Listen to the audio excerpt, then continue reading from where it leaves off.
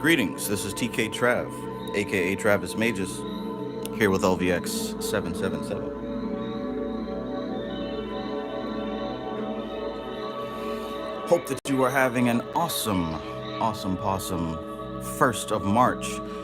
Speaking of which, that's going to be a big topic of tonight's reading. As usual, the first reading is going to be a reading for the collective. We're going to talk about the type of energy that is available, the type of consciousness that is going to be stimulated over these next 30 days. And if you saw the title of this video, then you'll understand that there is something that I'm going to touch on that has been very prevalent and astrologically for many people.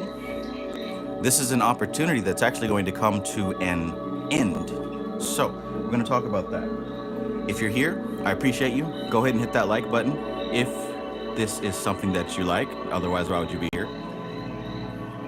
Of course, this helps the algorithm. Or rather, I should say it helps me help the algorithm to share my type of videos with other people who might like them. If you're new here, welcome. My name is Travis Magus. I am a person that researches the secret mysteries of the soul and the spirit. And I enjoy breaking them down in such a way that they can be understood by people who normally wouldn't be interested in this type of thing. In other words, your favorite YouTuber, your favorite occultist,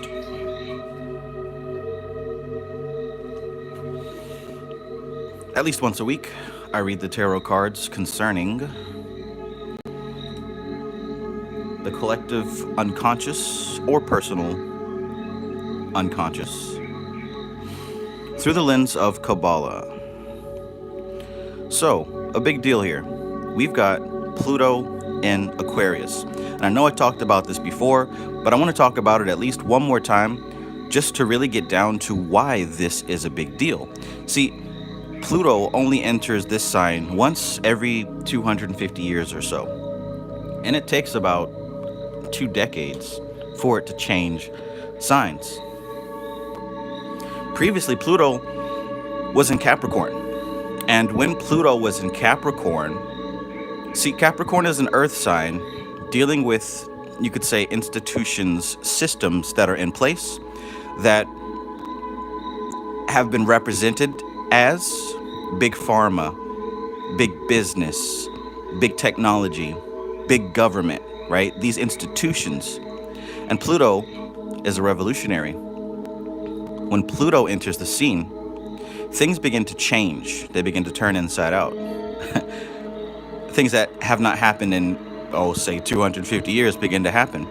So we began to see the government really taking a new position.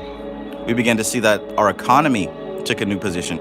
And it entered into Capricorn around 2008. So think back to 2008, especially if you're an adult, like a person who was an adult at the time. Think about the different transformations.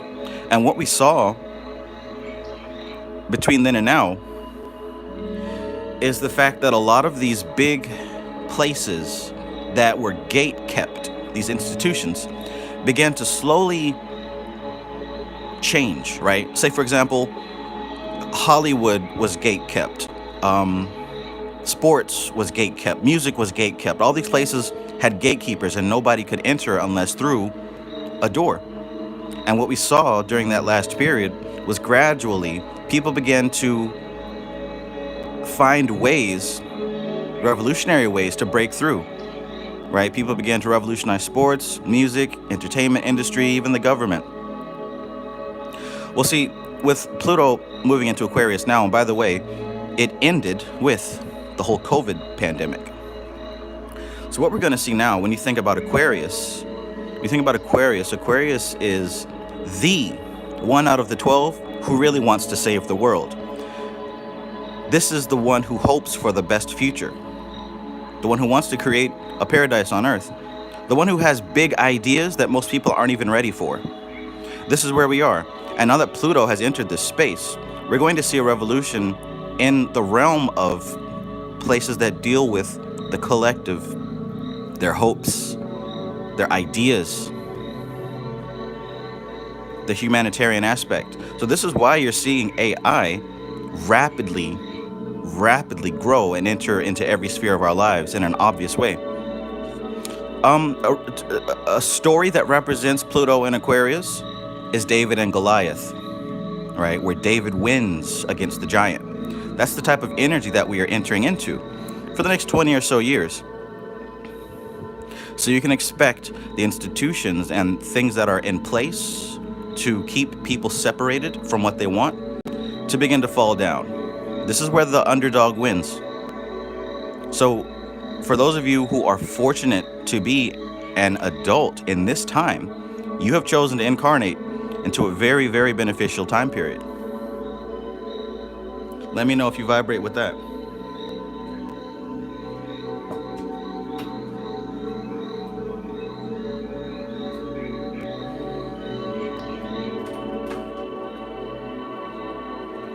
Let me know if you resonate with that.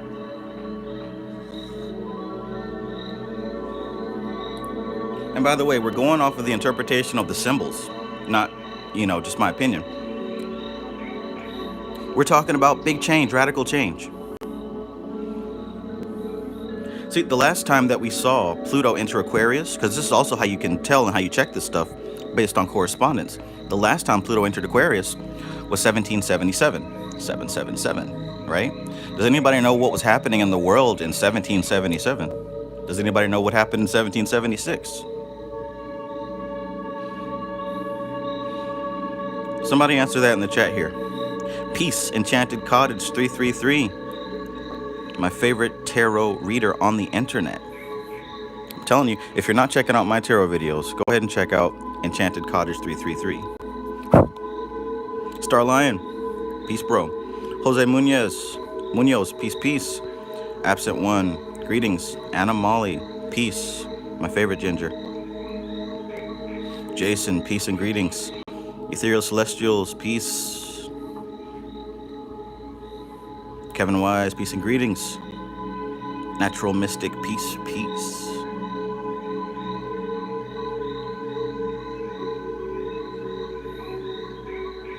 Hazard Pie, peace. Fresh out the bakery.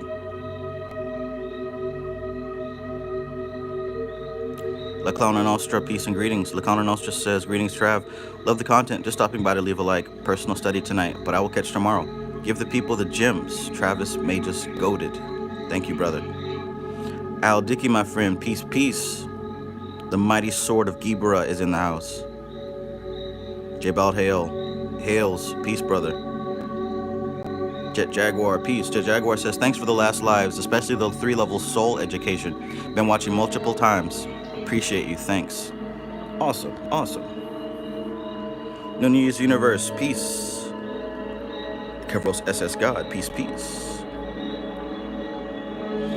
Okay, Trey Neuroge says, I'm excited and curious to see the big change. Me too. Absolutely. This is the time we've been waiting for. A lot of us have been going through a very difficult life situation.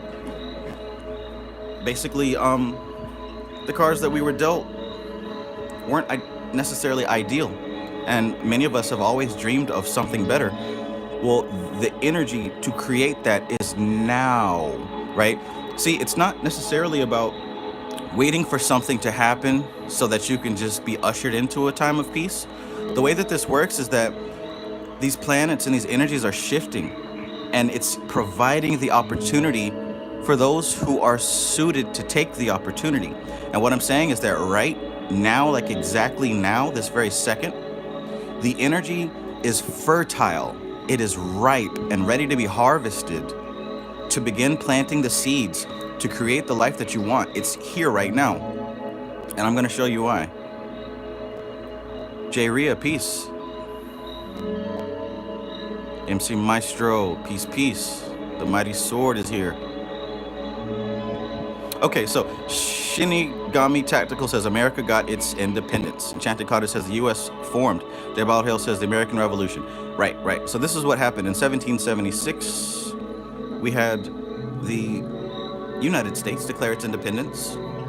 And we begin to see lots of revolution in that space. There's the French Revolution. There's all types of revolution against the institution, right? That's what happened around the Western aspect of the world. Now, it also happened again before that. Not again, but it happened previously to that. Does anybody happen to know what happened in around 1532? 1532. I mean, obviously we've got the internet, so. But in case you do know without the internet. Jose Munoz says, just cash app you. Awesome. So I got you first on my list, buddy. Got you first.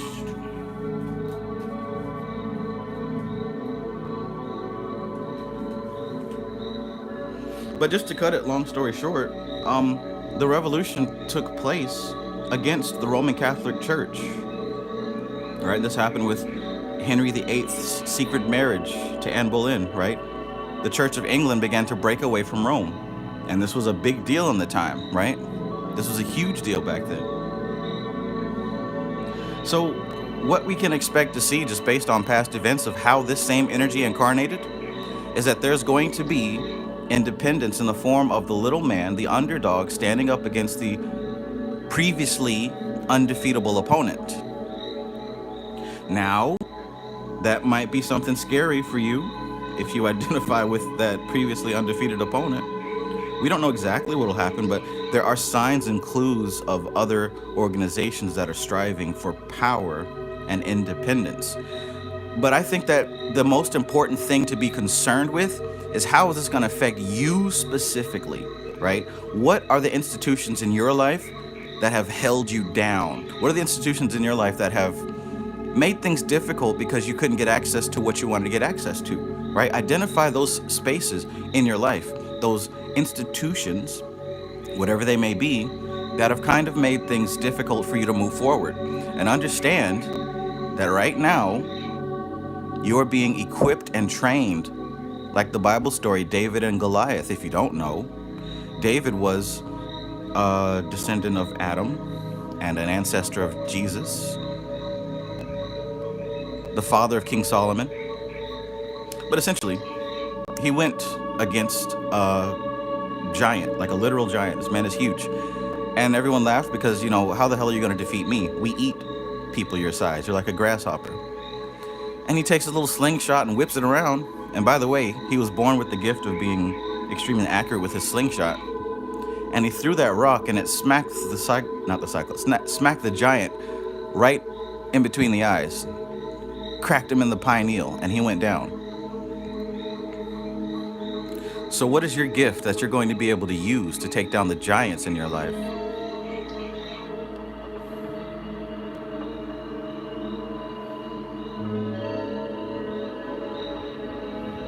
Stuffed Dog 69, peace, brother.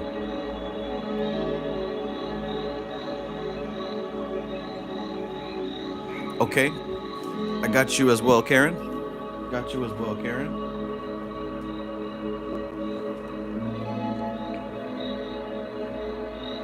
I was just going off on the rant, so I didn't check my phone yet. If you did send me something for a reading, just go ahead and let me know. I have Jose and Karen. I've got your signs. If you did send a Cash App or a PayPal, let me know your sun sign, your moon sign, and your ascendant if you know that, or what kind of reading you'd like. And we'll get this thing cracking.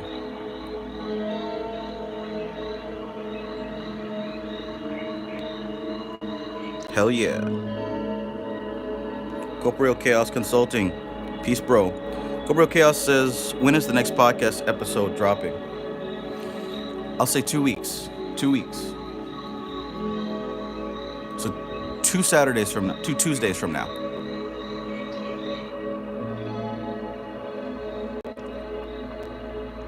All right, so let's get started with this.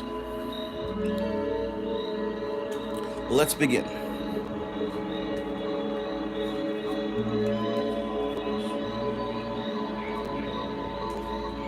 Let's begin. So right now what we have is the moon in Scorpio.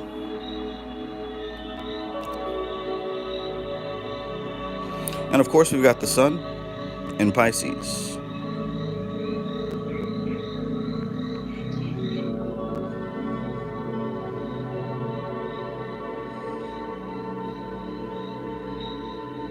Garrett Patterson, peace.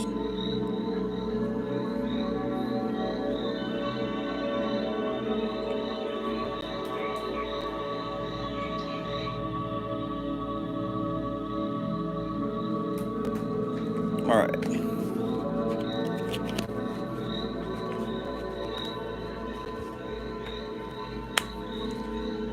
Let's get this thing going. All right. Dark Sister, I've got you.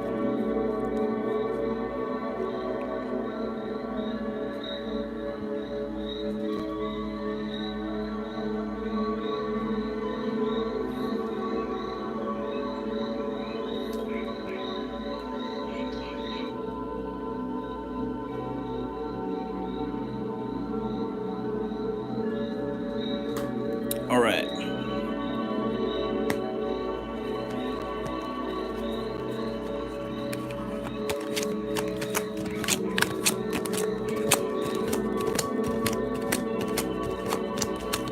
Good stuff, good stuff. And again, I want you to identify these giants in your life that you feel have been blockages. And I also want you to consider if, subconsciously, you're starting to see the inherent weaknesses of your opponents. And by the way, these giants don't have to be incarnated, manifested, physical people. They don't have to be companies or institutions. They can also exist within yourself, right? When I speak about these giants, this can also relate to and be connected with emotional blockages. These can be connected with mindset, mental blockages that you might have a little bit of trouble getting over. Things that might have been plaguing you for quite some time. I want you to consider that. And I want you to also consider what life would be like if you were able to overcome these blockages. What would you be doing with your free time? What would you be doing with your free energy? How would you ensure that you can achieve independence and set yourself up so that you don't lose it? For some people, this might be addiction. For some people, this might be a specific person that you're in a relationship with. But I want you to consider this.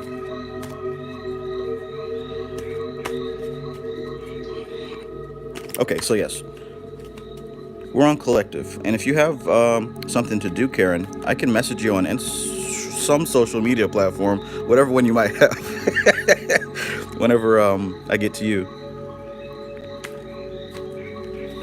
All right, let's get this thing going.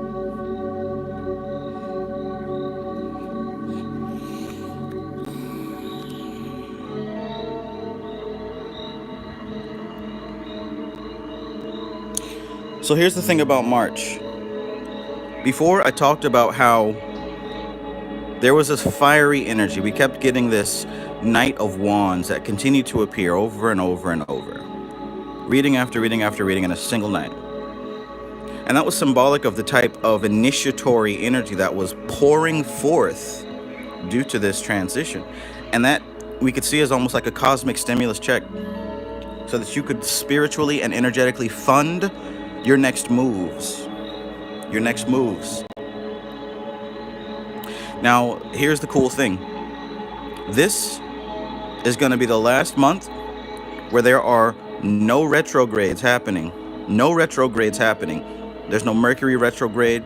There's no Pluto retrograde. There's no Venus, Mars. There's no retrogrades. The sky is perfectly still. That means the energy that's coming down right now is unfiltered. Unfiltered. And you literally now have the 30-day window, starting right now, a 30-day window. Because once we get into April, Mercury's going right back into retrograde. You've got a 30-day window right now to capitalize on this initiatory cosmic stimulus check and put it towards building your independence, whatever that means to you.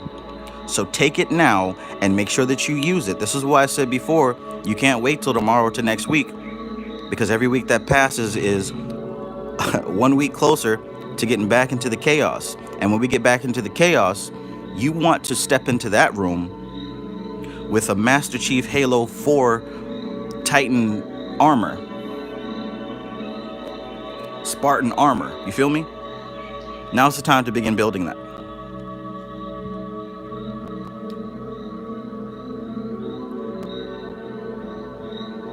So here we go. We begin this thing with the Hanged Man. The Hanged Man, the essence of water, astral water. Things are clear. Things are very clear, especially today. We kick off this month. We kick off the month with 2 water signs. All right, things are very clear. You have the energy to dream, and you've got the intensity to make these dreams happen. So things begin very clear. The perspective that you are entering this month with is one that is different from the past couple of months. I know a lot of people have been going through a little bit of an emotional struggle. And I also know that lately things have been letting up, becoming a bit easier.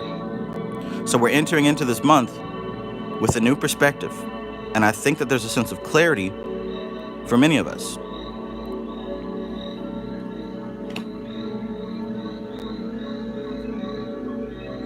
The 4 of Pentacles. Now, along with this sense of clarity and this new perspective, we've also have the potential to stabilize the foundation of abundance. This man's got his hands full. He's got money on his mind, money on his heart, and he's walking on the money. This is also a card of manifestation. This new perspective is a new perspective you may have on how to begin manifesting some of these things that you've been dreaming about, you've been thinking about, right? A card of manifestation, a card of new perspective. I know that a lot of us are here right now. This is the month, March 2024. So with this new perspective, with the power of manifestation in your hands, right? And those of you who hear me, you know what I'm talking about. You're getting ideas, right? This isn't just money. I should have said abundance, right? Abundance on the mind, abundance on the heart, abundance on the feet. Maybe you've been doing your 369 affirmation notes. Maybe you've been saturating yourself in your plans, in your dreams. That's what I've been doing every day, right? To get myself out of this hump that I was in, out of the slump that I was in. I found myself doing my walking meditation, and I saturated my mind with the goals that I had for this year, with the plans that I had for this year. Maybe that's you. Maybe that's what you're doing. Maybe that's where your abundance is.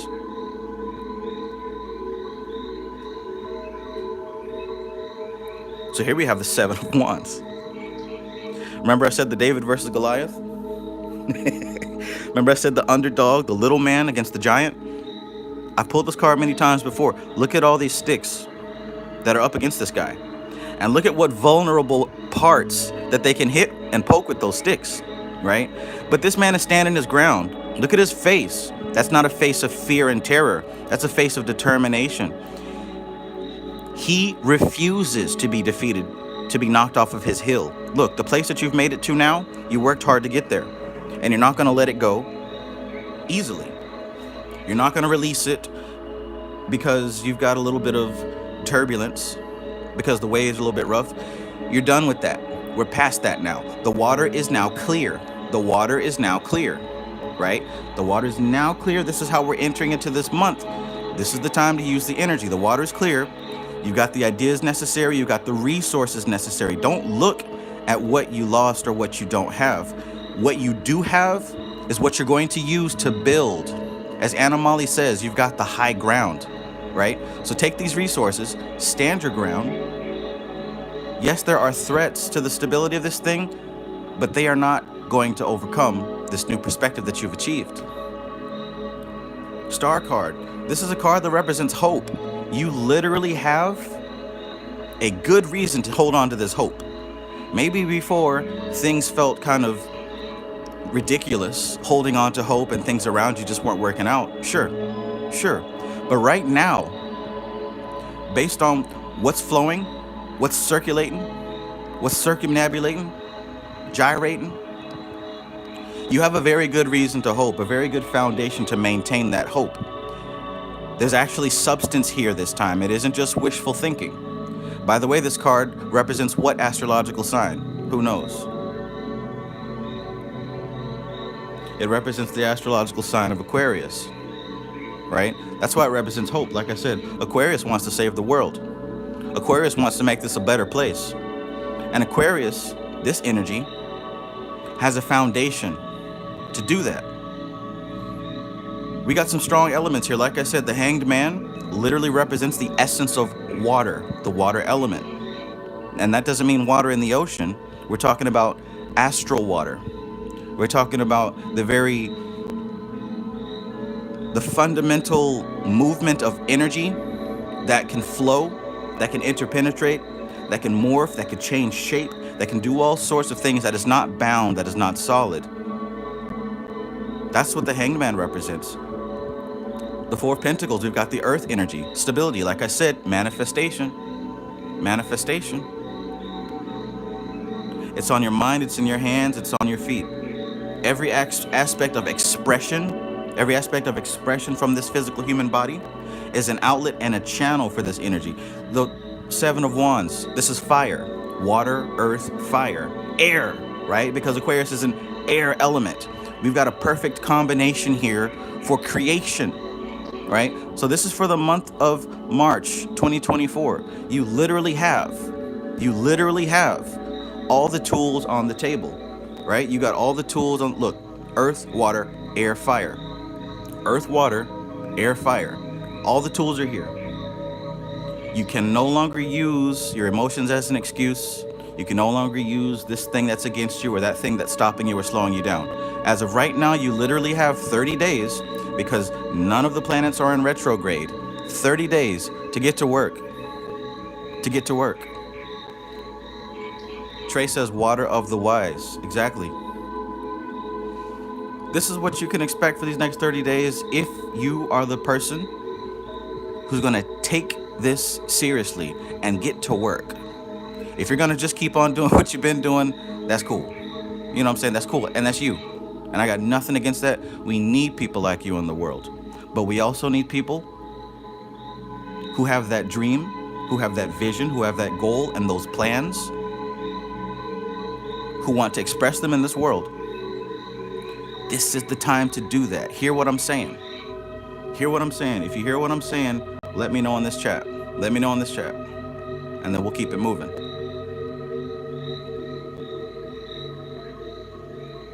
And we will keep it moving. Enchanted Cottage says, this is very consistent with what I've been seeing in my astrology predictions based on transits. Interesting, interesting. Yamaga says, this one has been showing to me the past week. Yes.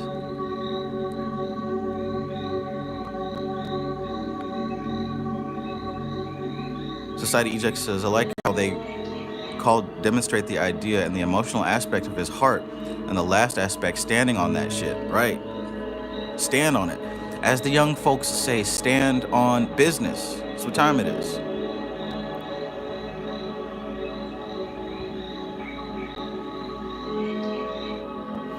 Anna Molly says Aquarius is all about community too. So round up the homies. That's a good point. That's one that I often forget about Aquarius. Aquarius also represents the community aspect, right? The community aspect. And there's a lot of people who say, okay, the magical path, the spiritual path is a solo journey. That's true, right? Nobody can do anything for you. However, you move through this world in an animal body, and I mean that literally. This animal beast is a herd animal. And all studies show psychologically that this herd animal does so much better when it has other members of its tribe to communicate with, to lean on, not to leech off of, but to lean on every now and again. Don't be afraid to reach out for help, especially if you need it. And don't feel weird about giving help, especially if you can.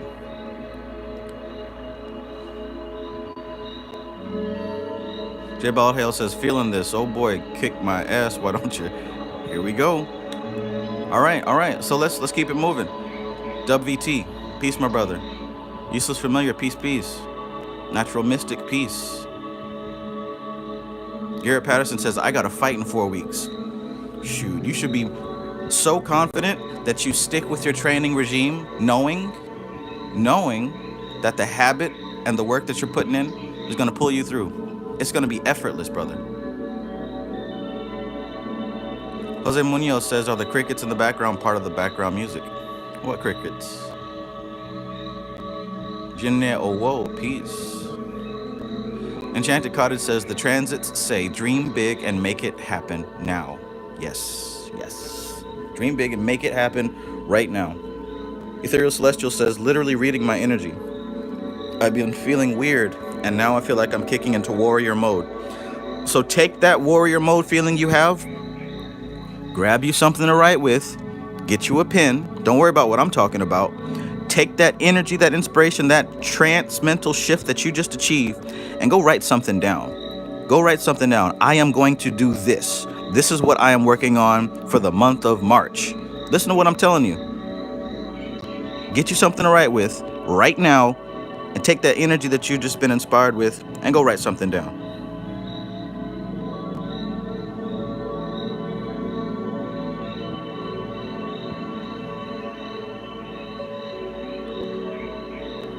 Useless Familiar says, I'm studying for a state test. I'll use this energy. Perfect. Perfect. Perfect. All right, so let's get to it. Starlion says, Kundalini juice has got me feeling so hot. That's what she said. So I had to transmute through sports and music. Fabulous. Fabulous. But the point is to take that fire and go cook something. Go cook something, because fire goes out. Fire goes out. Take it and go cook something. So let's get to it. Who we got first? Jose wants a general reading. So I got you. Josue, I got you. Got you. So, if I remember correctly, you are Cancer-Leo combination. Cancer-Leo combination. And you want to go for a general reading. We can do that. We can do that.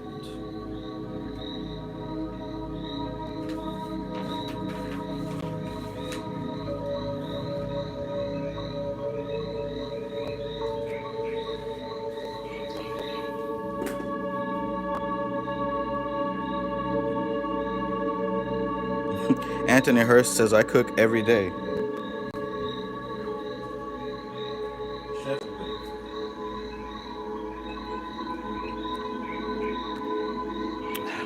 Enchanted Cottage says, I feel a divine kick in the pants. Get going. That's what I want. If you feel inspired, if you're feeling this energy, no matter what channel is coming through, if you're feeling that energy, take it and do something. That's the key. It's not enough to just think about it and daydream. Do something with it. Do something with it. Amber says, journaling while listening. Perfect. Perfect. All right, let's do this. Let's do this. Let us do this. I'm showing them who was the high now. Pimp, Nasty, Funky, Chapimp, and Stanky Chicken. Who knows what that's from? Rack bar.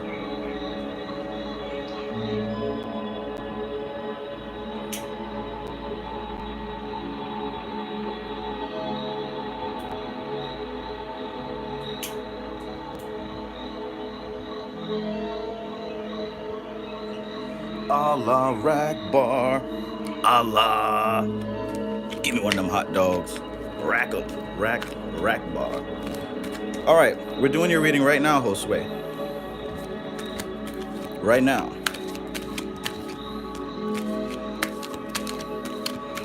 Special shout out to my mighty sword of Gibera, the mods of this channel, who knows how to spot them and swat them. I appreciate y'all. Y'all are essential and y'all are crucial, and I am grateful. Oh, first card to drop out, my friend. First card to drop out.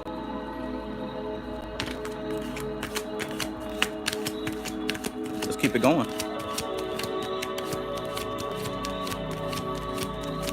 Showing them who was the high now. Pimp, Nasty, Funky, Chapimp, and Stanky Chicken. You feel me? But now 144. Magnolia Street. I seen through the window of that house. Uh-oh, we got two more jumping out. We're gonna go for one more. They was in white robes. Okay, there's the fourth one. All right, general reading for you today, Josue. General reading, and the cards have all jumped out. Ooh, all right, so the energy going on with you, Cancer Leo combination, the man of steam. What we have as of right now is that you're very focused on something. Very focused on something, and I don't even think that it's a spiritual thing. I think that there's something very physical, very tangible that you can touch with your hands and see with your eyes that has all of your attention. And it's my estimation that you're trying to make something very spiritual out of it.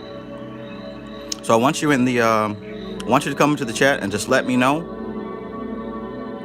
Let me know if this resonates with you or if it doesn't.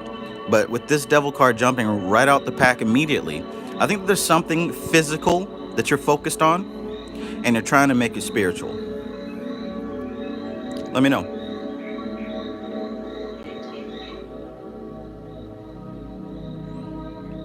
I think you've been hanging around 144 Magnolia Street.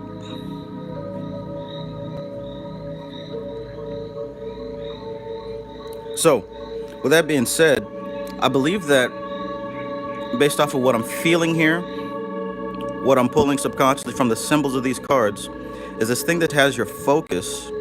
This thing that has your focus is probably because you think that that's what's going to lead to your personal conception of abundance. There's something tangible that has your eye, and you're making it spiritual, and you think it's going to lead you to where you want to be.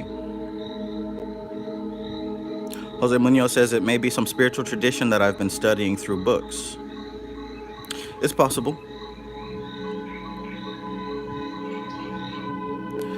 So, even though I'm getting this sense of you being somewhat distracted, it looks like your heart's in the right place. Looks like your heart's in the right place. And because of that, what follows and what's at the root of this is this Judgment card. There will be a transformation. There will be a renewal, right? In other words, as I said in my live stream last night, there's a book that talks about the worship of a specific goddess. And it talks about using tantra, but also using mantras. And you know what mantras are, right?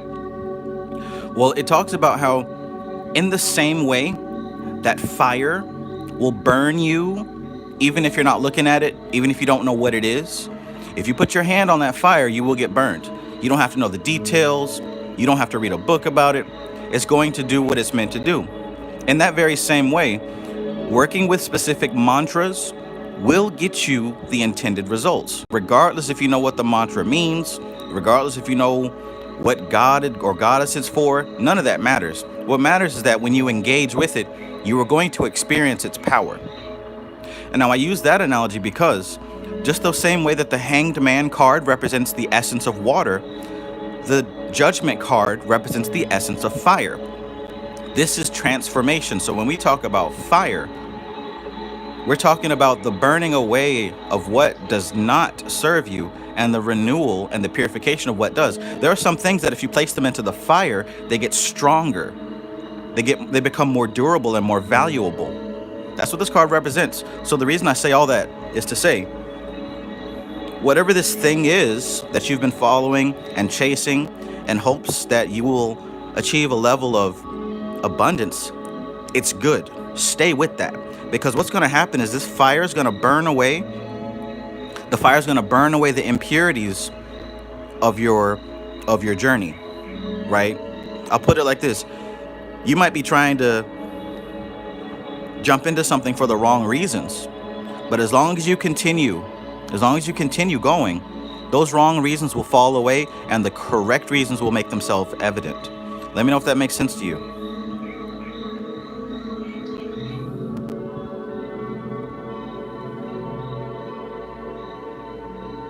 Kennard says, I'm at work. I run high pressure steam boilers. As soon as you read that, the steam released. Interesting. Interesting.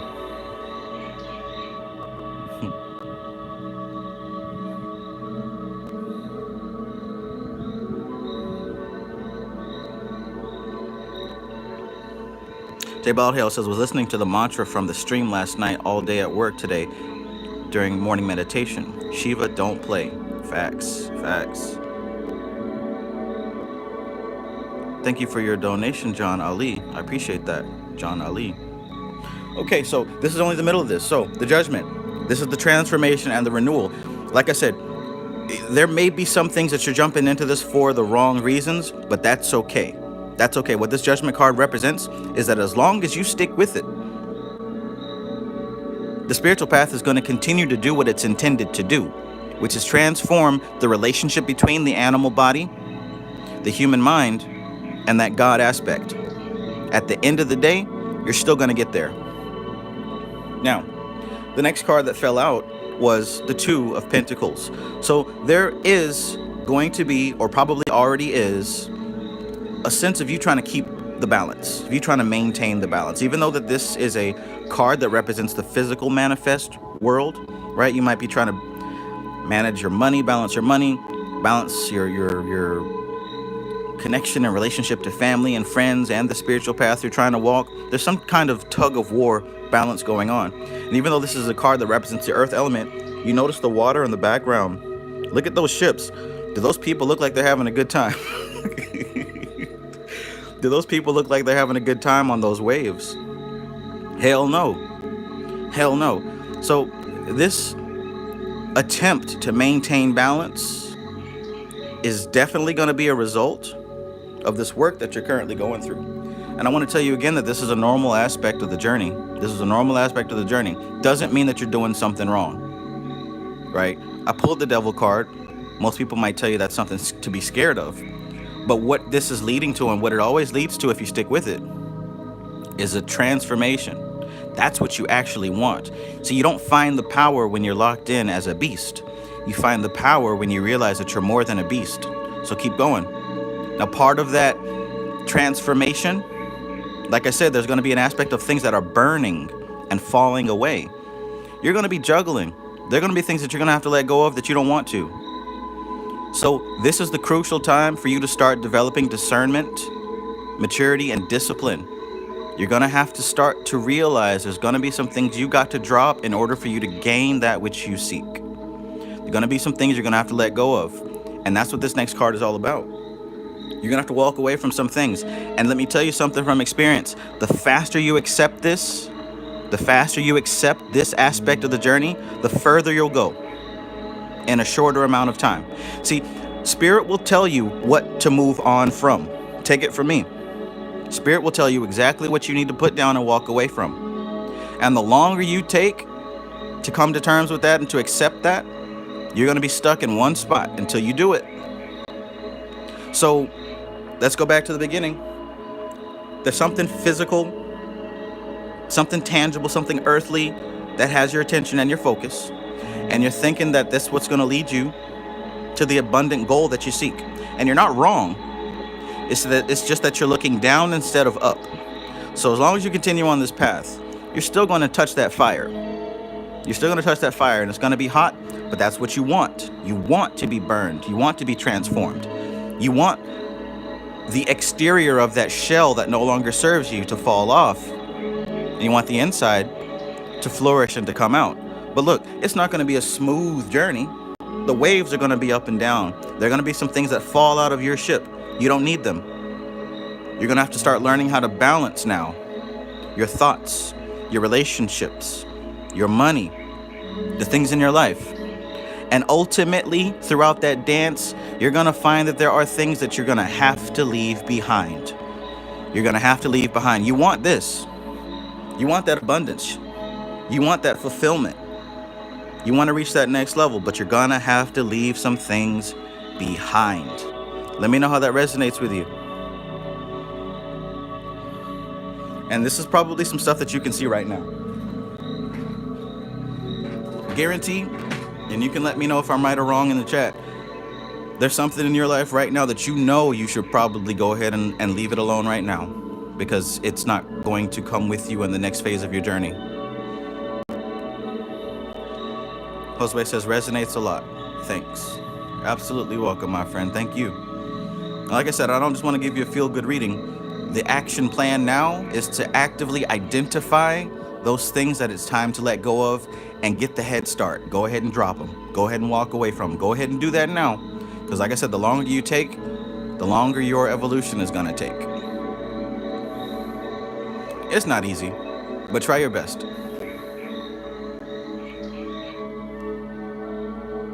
Try your best.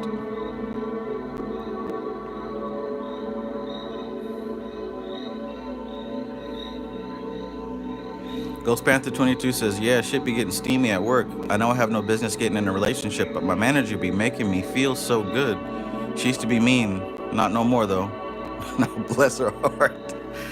Man. Play that game if you want to. Stuff Dog says, rule on the high, serve on the low. It's the Kabbalion.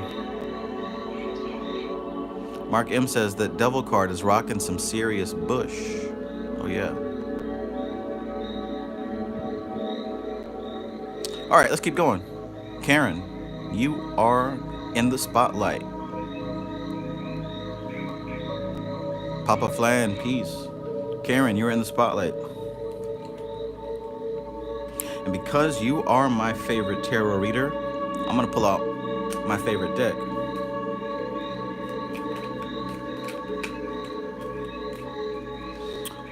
If I'm not mistaken, after Karen, we have Amber. And if anybody else wants a reading, you can donate to my Cash App or to my PayPal. And just let me know in the chat, what is your sun and what is your moon? And if you know your ascendant, give me that. Karen, you know I already got you.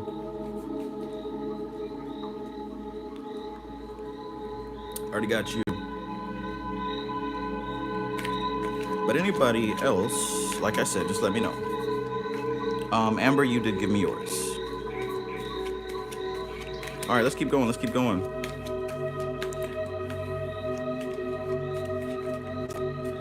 What does Karen need to know? What does she need to know? Make sure I get a good Hollywood shuffle here. Because I have no idea who today's usual suspects are going to be. I haven't done enough readings today to know who the main character is. It's going to be jumping out reading after reading.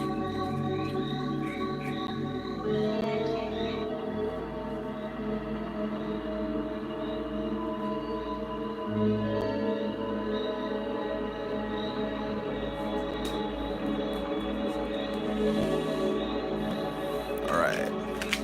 Let's get a good shuffle. Boop, bop.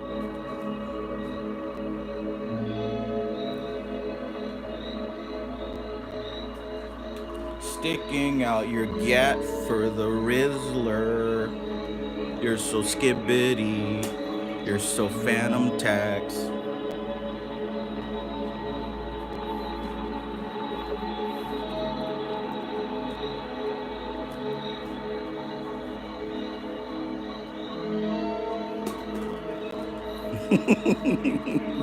Who's our stalker card tonight?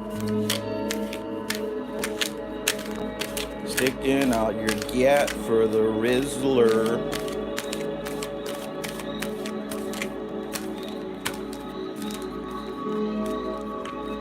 Do we have our passports? Did you get your shots? Girl, do you want to come back with Rob to America? Who's ready to go to America? What does Karen need to know? Gemini. One of, if not the best star to incarnate under, if I do say so myself. A little bit biased, but you know.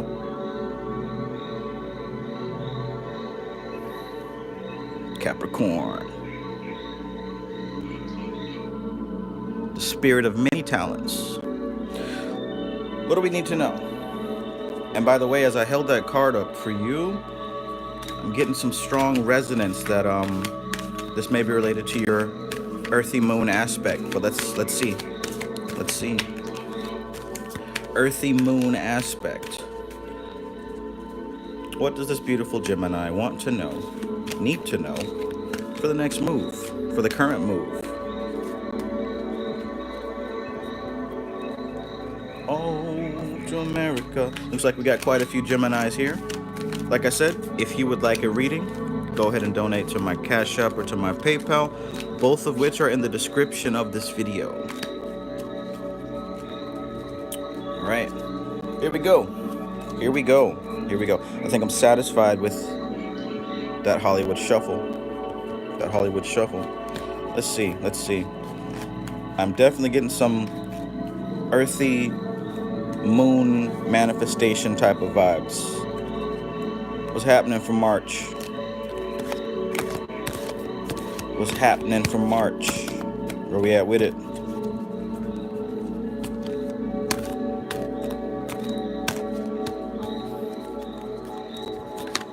Where we at with it? All right, this one wants to jump out. Let's do it.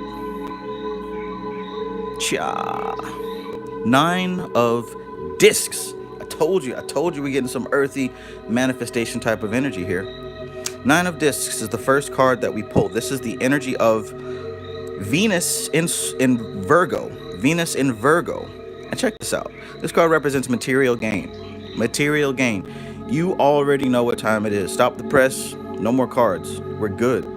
We're good. Everything else is just icing on the cake. And I feel it too. I feel it too. That card wanted to come out. It says stop shuffling. Stop shuffling. Let's do it like this then. Let's see who your best friends are. The ones you had up next to you. All right, so look, like I said, material gain, Venus in Virgo. We know all about Virgo, right? Virgo, an earth sign, analytical, right? Analytical. We're checking out the details. We're analyzing how the system all works together, how all the parts of the system work together. But we have Venus there. So we're not just analyzing the system in a cold, unattached way. We love what we're doing. We love the details. We love the game. I love the game, right? That's what kind of energy we have here. And because you love the game, because you love this process of analysis, that connection is going to come through as manifestation of material gain. That's what Venus in Virgo is all about. Virgo is often seen as the pregnant woman, the beautiful virgin, or the pregnant woman. Desirable in every way. In every way. And to connect with Venus, you can't have anything but abundance. So let's see how that is followed up. Can it get any better than this? Can it get any better than this? We've got the sun. We got the sun. So not only is Venus pregnant in association with the Empress, we've got this brand new energy coming through, this birth of something wonderful, the sun, right? And see, this is the kind of birth that energizes everybody around you. This is the kind of baby that gets born into a family where everyone is excited. Nobody's jealous. Nobody's hating. Everyone's going out of their way to support. They're bringing gifts. They're coming to visit. You literally have diapers for the next 3 years. That kind of support, right? We got the sun card. And what I'm getting is support here. I'm getting the analysis and the detail out of love is what's going to bring the fruition here. This is a child of love. This is a child of love, not a child of lust. What do we have next? You know? So the pot has been stirred, but it's not finished being stirred. The seeds have been planted, but the gardening isn't even over yet. There is still so much more ground to cover. There is still so much more bounty. This is only the first harvest. What you have in your hands, metaphorically speaking, what you have in your hands are countless gardens, and you've only planted the first one. You've only planted the first one. This is not a one-time thing. This is not just, oh, let's do it once, cash grab, and get out of here. This is a process that continues. And honestly, I'm starting to be conditioned by my cards here. The more that I see primal and essential fire energy, the more I'm thinking about this Pluto and Aquarius. So to me, what this translates as, the keys to this energy of independence, right? The keys to this revolutionary spirit that has entered the human race right now. Having a VIP access to that energy. Let me pull another one because let me pull another one. All right, Six of Swords. Six of Swords. All right.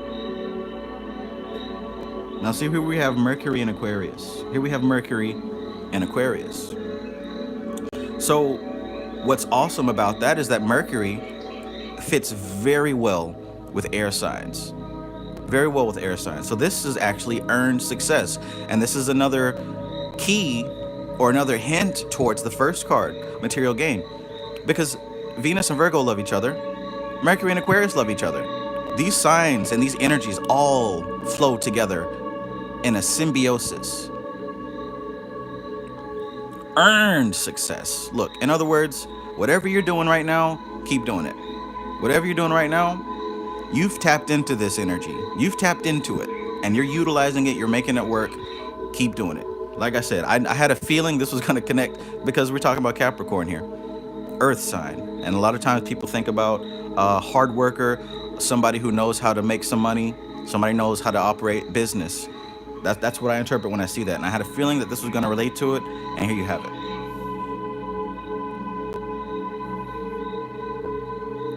Here we have it.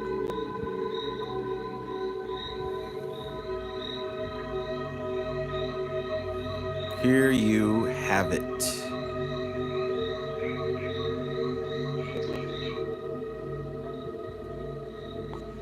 Let's take a moment to kind of just relate to that. I mean, for any Gemini reading that I do, I also apply that to myself. So I'm hyper excited. I'm excited for you. I'm excited for you to see what you do with this. This is cool. This is cool.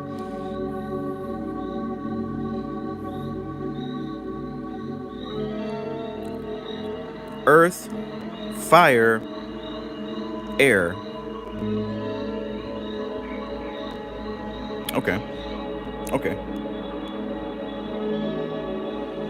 Enchanted Cottage says, awesome message. Thank you so much. Thank you. Thank you. That's cool. That's cool. I'm looking forward to it. I'm looking forward to it. I like this deck. What about you guys?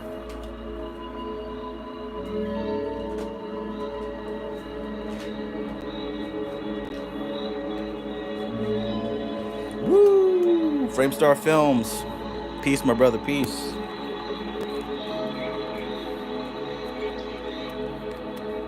Okay, Society Ejects, I got you on the list. Capricorn. And what's your moon, bro?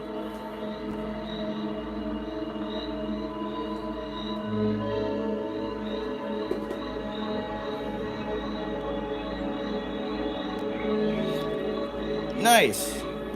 Very nice. All right, so let's talk to Amber. Amber, are you still here?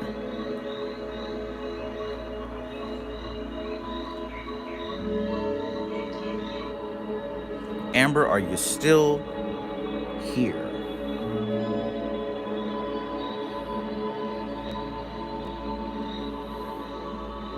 Speaking of Virgo, Amber is a Virgo. So any sun sign Virgos, this may relate to you. Any moon sign Scorpios, this may relate to you.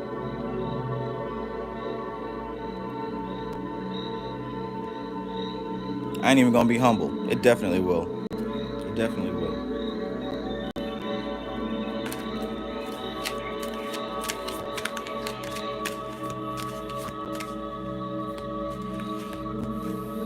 All right, Miss Amber, let me know in the chat if you are here.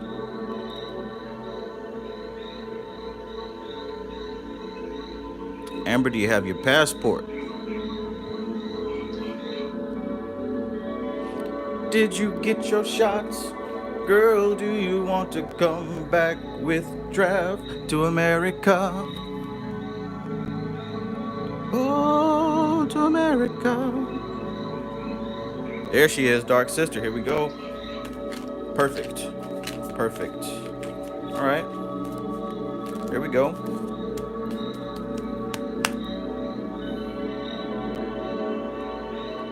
Here we go.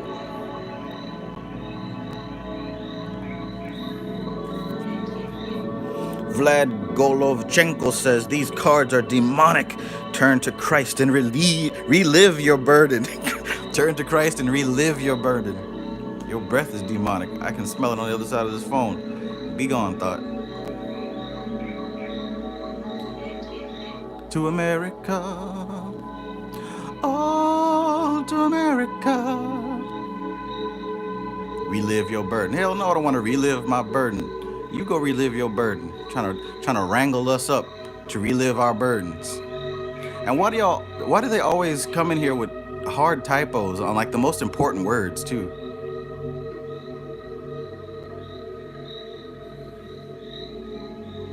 Do you have your passport? Did you get your shots? Dark Sister says Virgo, Sun, and Moon, Scorpio rising. Okay, my bad. So Virgo, Sun, Virgo, Moon, Scorpio rising. All right, so anybody who's a Virgo, Sun, Virgo, Moon, Scorpio rising, this will relate to you. Enchanted Cottage says, I don't want to relive my burdens. Right. Echo Locazion says, my son is a Scorpio moon, and I swear he started laughing like crazy when you threw that card down.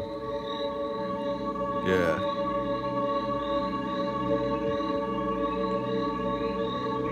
All right, let's do it. So, Virgo, Scorpio. That's an interesting combination. Interesting combination. I would not want to get on your bad side. I don't think I'd be able to get away with anything. But hey, I'm not the type of person who needs to get away with anything.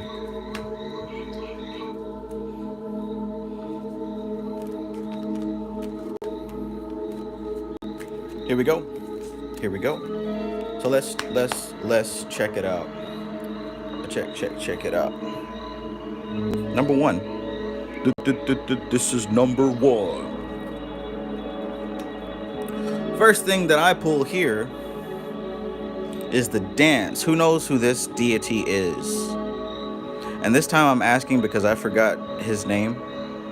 I mean, I know what core deity it is, Shiva, but I forgot what this aspect of Shiva. Does anybody know what this aspect of Shiva is named? Yeah, I know it's Shiva, but this is a specific incarnation. The dancing Shiva. Outside of the CERN laboratory and all. There we go, Nataraja. Thank you, MC Maestro. All right, so the first card that we pull is the very essence of Mars. The very essence of Mars, as you can see down here. Most of you know it as the Tower card. And if you know the story of Nataraj, then you understand why that is chosen for this energy. Disruption. There is disruption. And just like the Devil card, that sounds very scary, doesn't it? But here's the thing. Here's the thing. Disruption is necessary in life. You want this Mars energy. You want this shake up, this slicing away, this disturbance. You want that because generally this is going to be in a place that needs it. So let's keep pulling the cards and see what else. How does this connect, right? Echo Locazion says, Peh, the mouth. Okay, yeah, we get into the Hebrew symbolism, the mouth. You know what? Thank you for that. Because this might have something to do with something that's coming out of your mouth. Let's see if that's a good thing or a bad thing, right? I've been doing my affirmations, that those come out of my mouth, and I hope that they disrupt my reality. Let's keep going. You and you, and I'm gonna shuffle up because I feel like this is a 4-card read, and my intuition has been on point, especially because we got water right now.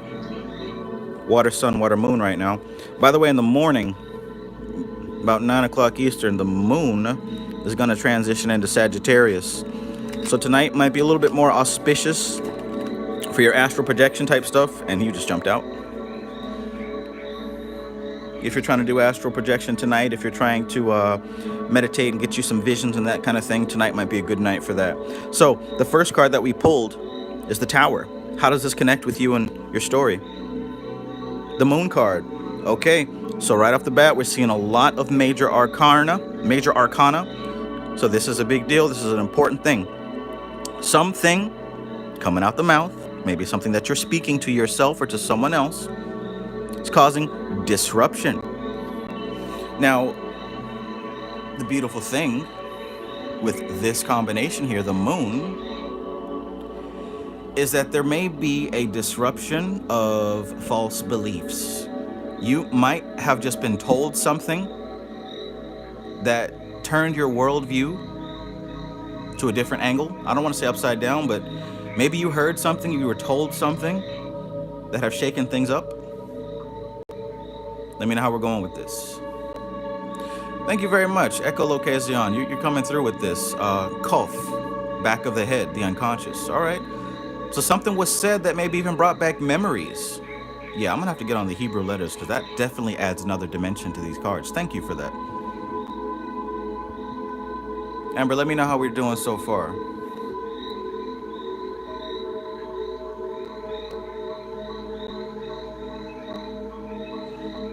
So we got something spoken, something disruptive,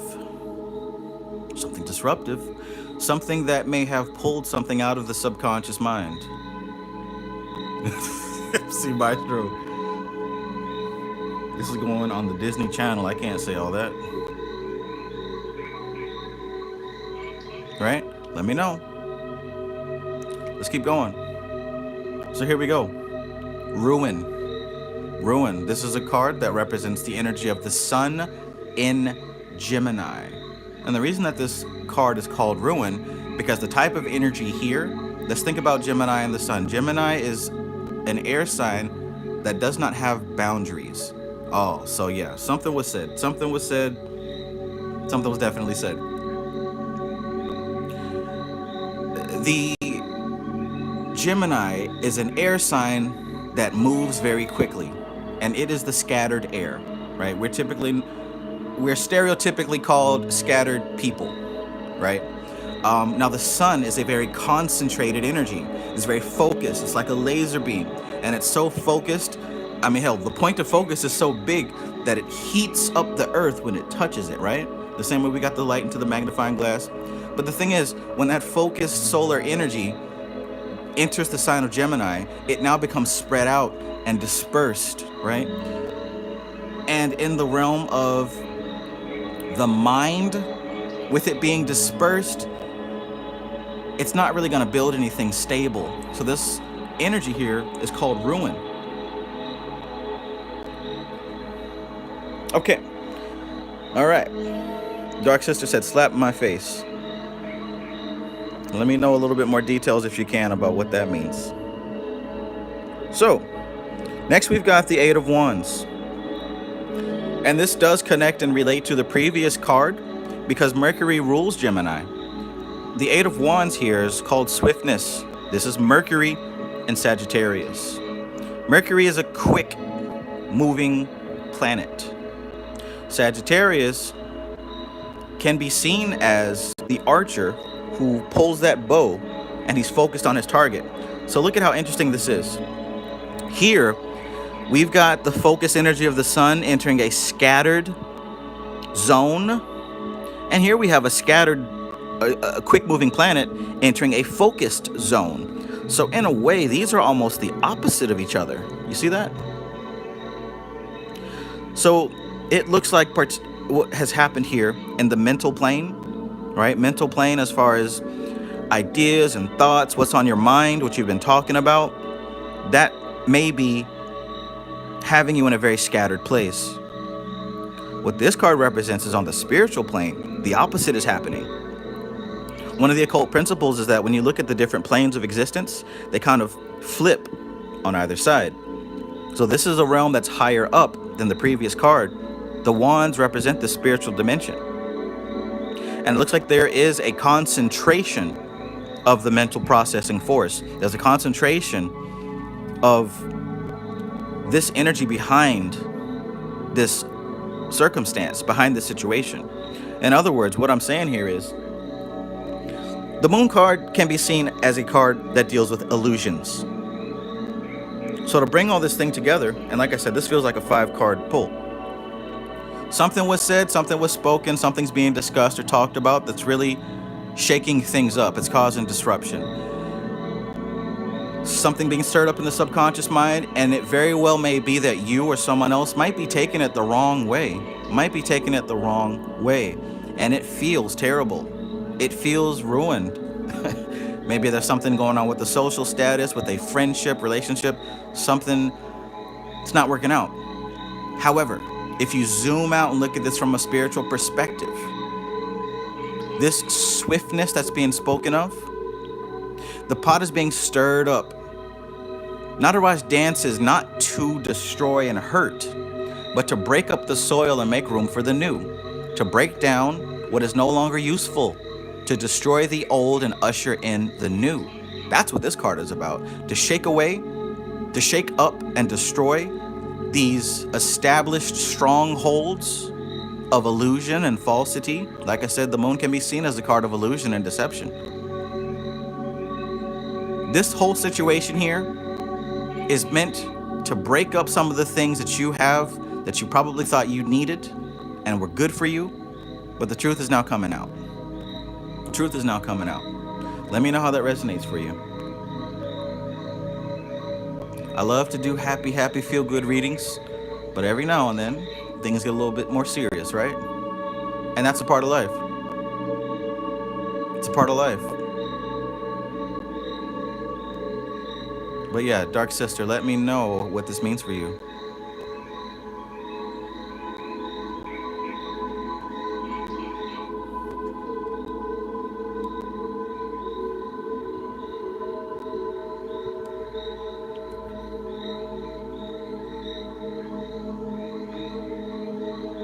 Echolocation says, if you got the ears to hear it, this man's dropping big beans. Hope you got a big plate to hold that bean.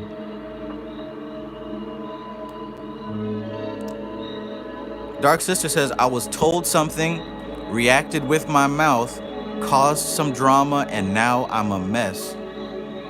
Hot diggity dog. Hot diggity dog. And while I like to celebrate my skill at this, what I would rather do is to pull that 5th card that I mentioned, because I believe that it holds a solution and a key for what to do next. And let's do just that. Let's do just that. Let's do just that. I want to do this first one, but something's telling me to shuffle it up again.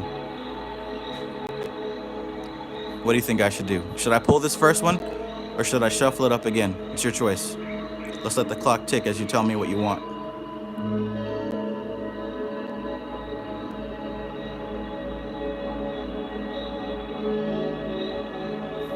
That's so cool.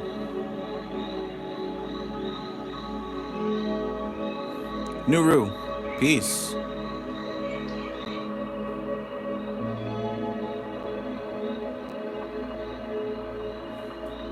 I think we got a different breed of trolls this time. You a different breed.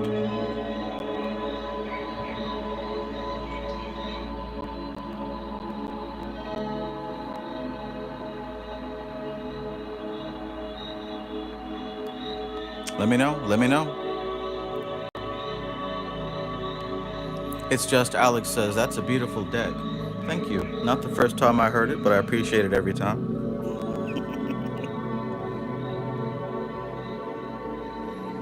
All right, I'm just gonna go with the instinct. If you're not gonna choose, then I'm just gonna go with it. I know there's a bit of a delay between me and the chat, but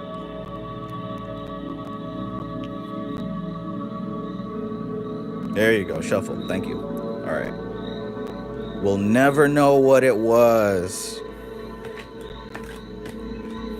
We'll never know. Let's see what we got here as far as a solution to this circumstance.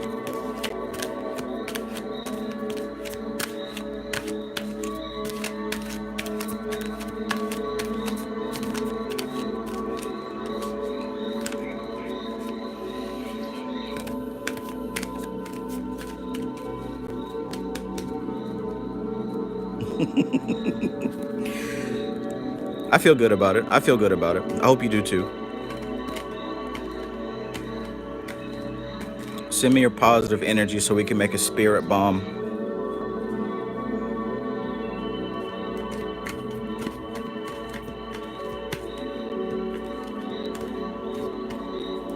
Maybe we can do it. Maybe we can do it. All right, here we go. That feels right. That feels right.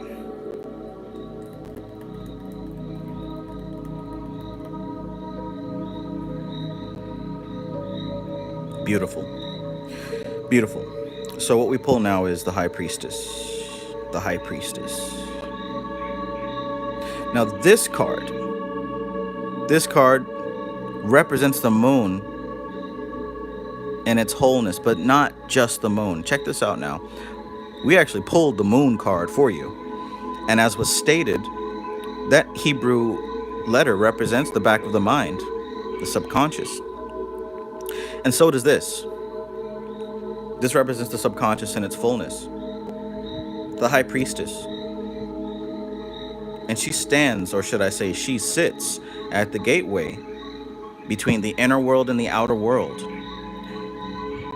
And what I want you to do is to look at this card, to focus on the energy of this card, to analyze her expression. Look at the moon behind her, how it almost looks like wings. The opposite pillars, black and white.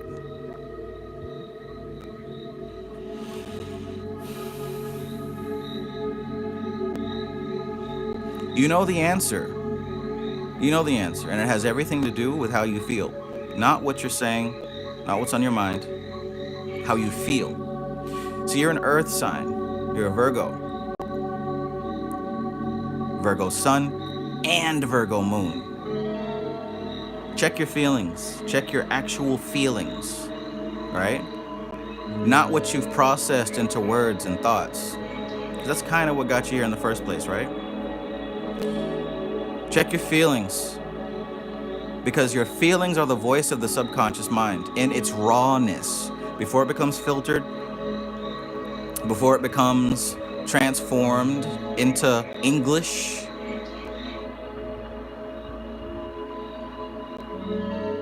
You already know, because you felt it. You felt it. Listen to your subconscious mind. If you got to sit down and meditate, do that. If you got to go for a walk, get some fresh air, you're an earth sign, maybe you need to go for a walk and get some fresh air. Maybe you need to do something with your body. Maybe you need to move, dance, something physical, and pay attention to your feelings. Because this might actually be a good thing for you. And if you continue to think through it and use that Virgo power of analysis, you might think yourself into misery, but your body might be telling you something different. I'll put it like this. I have a very, very close person who's a Virgo, and he's been spending a lot of time with this female, and this female has her own place, and her brothers live there with her. And she kind of wanted them to move out. So my cousin, so this person utilized his, made sure that that's what she wanted, and utilized his mantras, utilized his techniques. And after doing his ritual, these people moved out in like 3 days. And then she became sad. Now she wanted them to move out, but after they moved out, she started to feel bad. Notice how the thought process, the mental aspect wants one thing, but the body and the feelings speak a different way. So what I'm telling you is listen to your feelings. You could be feeling differently than the way that you're actually thinking. Let me know how that resonates for you.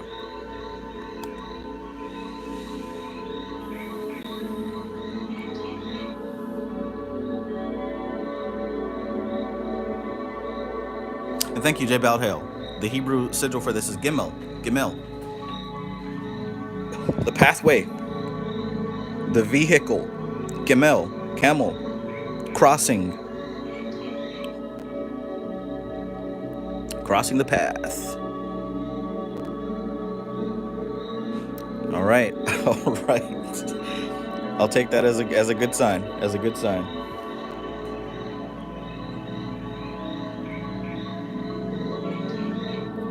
Animale says people don't want what they think they want. Shake my head. You know, it's the human way. It's the human way. Most all people are confused, lost, seeking for someone to tell them what to do. That's most all of us. It's part of our animal makeup. It's also how we've been conditioned. Dark Sister says, I totally regretted the drama. I feel it. I feel it.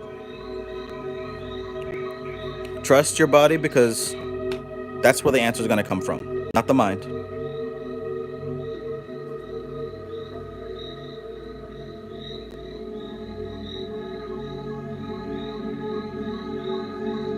Not the mind.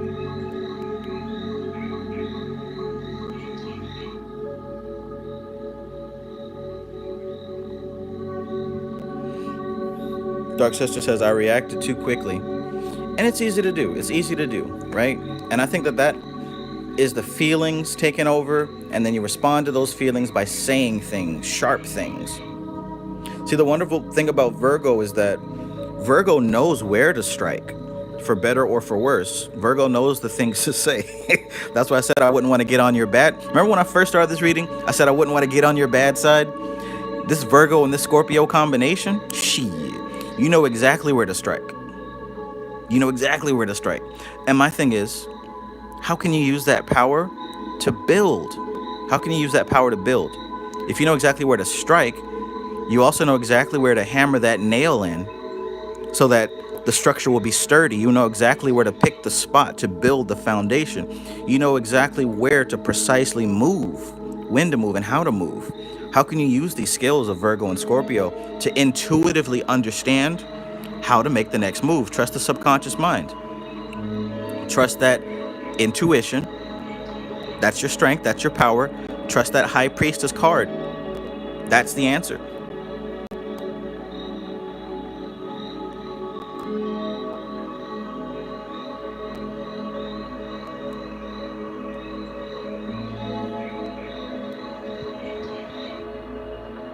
Dark Sister says, thanks, Trav. Love you. Aw, love you too.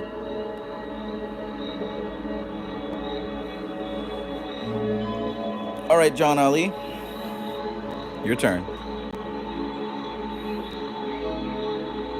Your turn, John Ali. Libra. Capricorn. Gemini. So we got Libra Sun, Capricorn Moon, Gemini Rising.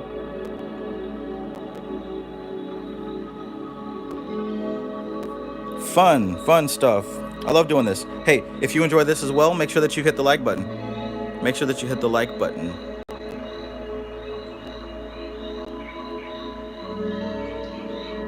Blue Devil says, do you ever feel ashamed for shilling this nonsense to gullible people? Do you ever feel ashamed when you get in front of that mirror naked? Oh, but I'm the bad guy.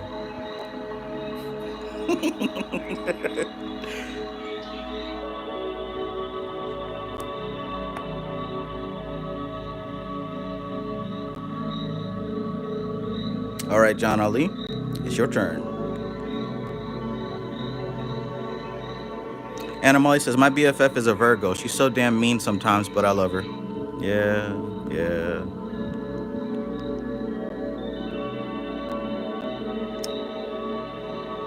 Oh, I missed what 294I said. See, I'm focused on these readings. I'm not even looking at these trolls. I guess I'm missing the good stuff, eh? All right, so John Ali. Matthew Watson. Peace, my brother, peace. We got to connect on that Fortnite soon, bro. hear that the next season they're going in on the Greek mythology, so I'm kind of interested to see what the Fortnite egregore is going to pull out of the abyss there. Let me go grab my monster. Hopefully it did not get hopefully it's not rock solid. Let me go grab this thing out the freezer.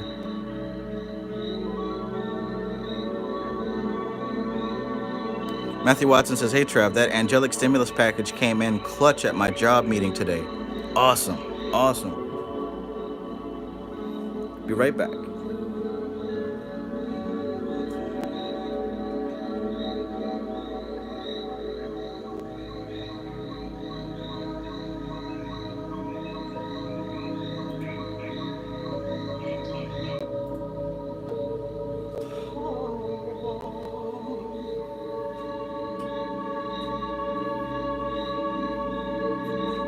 The monster's good. The monster's good.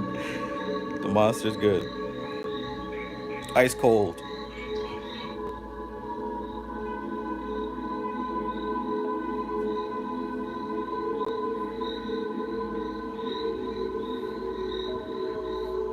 Maestro, see, that was a real one. That one had thought.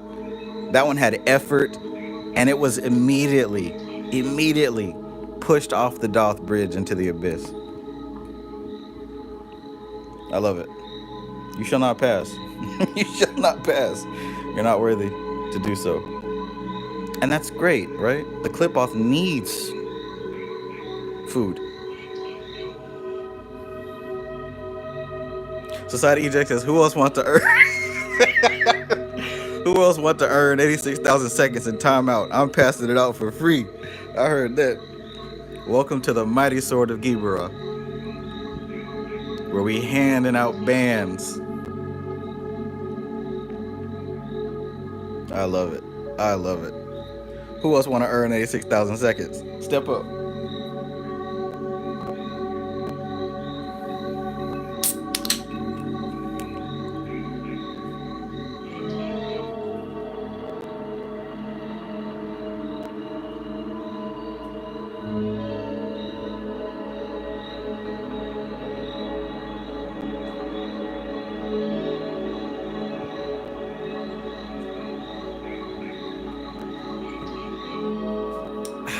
You know what? I'm gonna have to cut back on that monster soon. I can feel it. In any case, let us begin, Mr. John Ali. Mr. John Ali.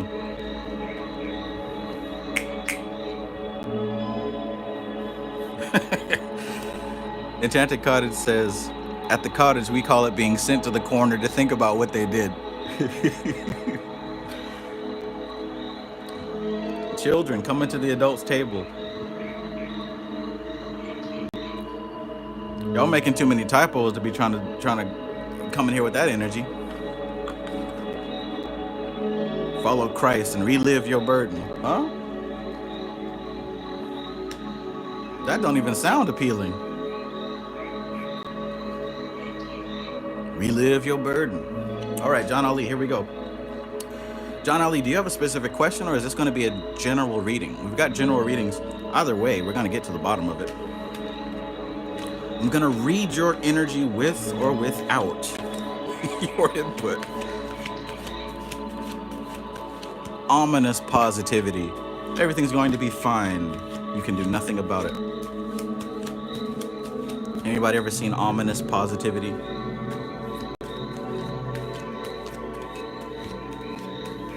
Everything is going to work out. There is no other choice. Now see, I like this deck because I can do that shuffle with ease. Well, now that I got it in front of the phone, it ain't with ease, but there we go. Now I can look like all those other tarot readers. I'm gonna get fast with it one day, watch. Get super fast with it. I'm gonna relive my burden with it. I use used to think if I could not go on. My spirit's telling me to listen to some more R. Kelly. Do you have your passport? Did you get your shots? Girl, do you like to come back with Trev to America? Should I go to work tomorrow? No, but seriously. Okay. Animale says, blessings are on their way to you. There is nothing you can do to stop them. I love it. Ominous positivity. Here we go, here we go, here we go. And like I mentioned before, if you're somebody who wants a reading, go ahead and check the description of this video. You can shoot me something on Cash App, PayPal. I say Cash App and PayPal for two things. Number one, because through YouTube, they take a significant cut. And also, if you can send it through Cash App or PayPal, I can apply it to my new computer fund, which I'm almost there. I pulled one of my old ones up from downstairs, plugged it in, and thought it was gonna work. And man, the exact same thing happened to my previous one. Tried to update the operating system and it just... But it's definitely caused me to utilize my creativity. Uh-oh, somebody jumped out. Is that the recurring character? Definitely caused me to rejuvenate my creativity and try some new things. Katrenia Stevens. All right, I got you. I think I still have your info from last time. Let me see.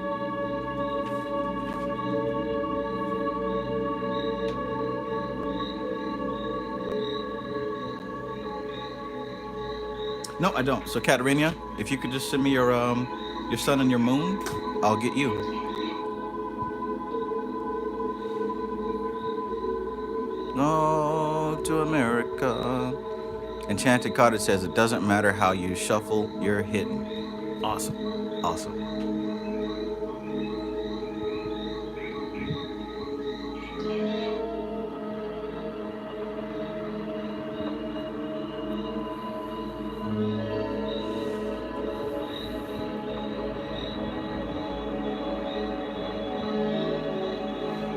All right, here we go. So the first card that I pulled for you is Judgment. Judgment. Now, I don't know if you're serious about asking me if you should go to work tomorrow, but I'm just going to read what the cards are saying. Judgment, and this is the card that was pulled at the very beginning of this live stream. A renewal, a renewal, a renewal. Let's see what else comes along with that renewal. So, we've got two major arcana in a row. Again, this is something karmic. So with this renewal, with this trial by fire, as they say, it seems as if for you, as well as many of others, many of us right now, this is a time for a renewing of energy. There is an extreme spiritual fire that is circulating those of us who have our feet in the water, who are doing the work. There's an extreme rejuvenation happening right now for many of us. So this isn't just you, this is many of us.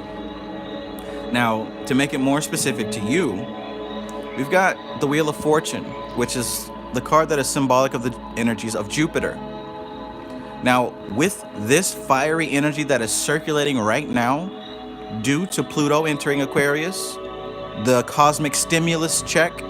By the way, congratulations, Matthew Watson. This cosmic stimulus check that has been given out to some of us. Understand that Jupiter represents abundance, the Wheel of Fortune, right? The Wheel of Fortune, right? So this renewal that you're undergoing is bringing for you the energies to accumulate abundance. Now, of course, you've got to put it into practice, right? Matthew Watson just talked about a new job application, right? For some of us, it's creating new avenues of income. Creating. Is there a passionate hobby that you've been sitting on? Maybe you forgot about. Now is the time to open up that window to let the fresh air in It's time to turn on that stove so that you can cook and let Jupiter do its thing. Let the wheel of fortune spin in your favor. Guess what? You can't get the reward if you don't play. You can't get the reward if you don't play. Check this out. We saw this one appear not long ago. The Lingam of Lingams, right? The Lingam of Lingams. This is the Ace of Wands. We pulled this before, right? This rejuvenating energy that has now entered the scene. For you specifically, you're going to be dealing with the tools and the equipment to build up your abundance if you let it. And understand that this is a tool that keeps on giving. This is not a tool that you use one time. This is the magic stick. If you can hit once, you can hit twice. Stir it up. Make some moves. Spin that wheel. Test your luck. Test your luck. John Ali says, wow, I low-key did feel that first reading. So boom, that was specifically for you. And this is only to enhance that. This is only to enhance that.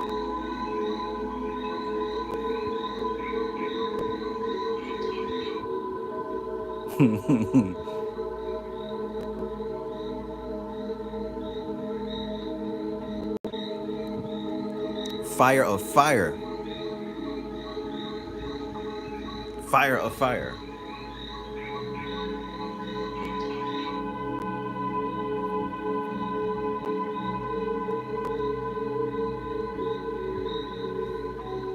All right. Society ejects. Are you still with us, my man? Are you still with us, my man? You know what to do, John Ali. You know what to do. You know whatever particular field of interest that you have. You know whatever your particular slice of the pie is. Whatever your talent is, whatever business, whatever thing you're working on, do it. Do it. It's time to go. It's time to go.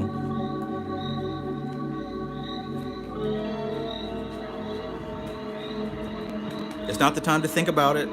It's not the time to map it out extensively. It's the time to take an action and make a move.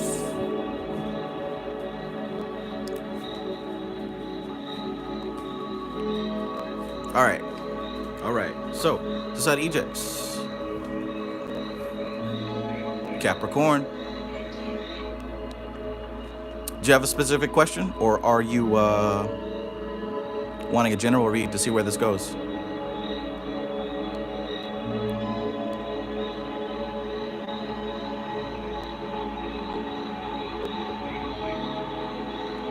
Seems that Capricorn is pretty prevalent in the chat today. We have a strong Capricorn and Gemini viewership tonight. I ain't mad at it. I ain't got a problem with it. Sticking out your gat for the Rizzler. You're so skibbity. You're so phantom tax. At the risk of sounding like an old person, is it just me, or is this new slang trash? Is this new slang absolute trash?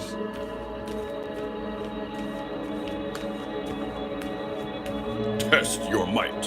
Whoa. Skibbity.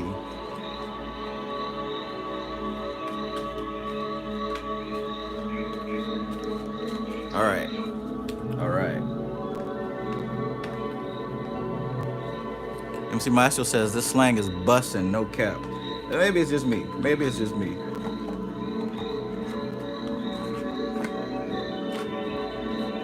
This slang sucks. This generation, whew. They could have invested a little bit more in this generation.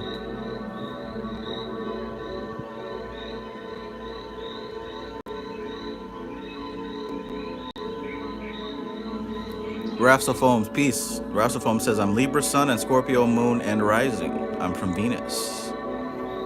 Libra, Libra, Libra, Libra.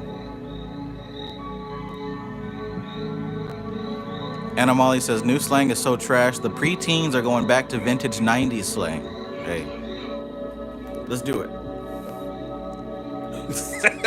The sad EJ says, I'm open. Give it to me. Pause.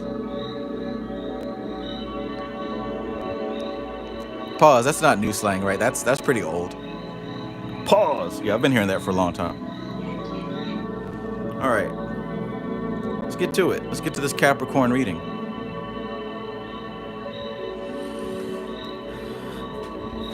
Sus. Yeah, sus.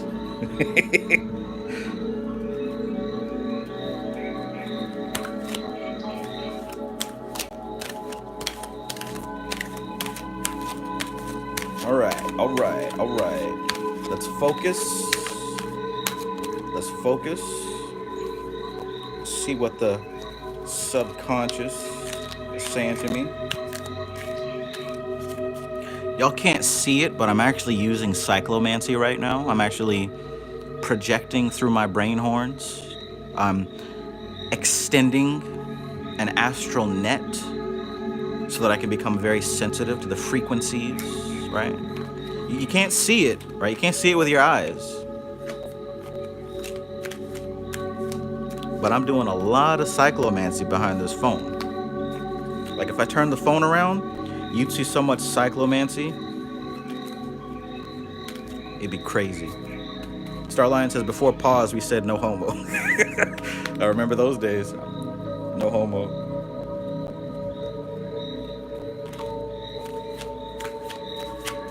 All right, here we go. Here we go. Here we go.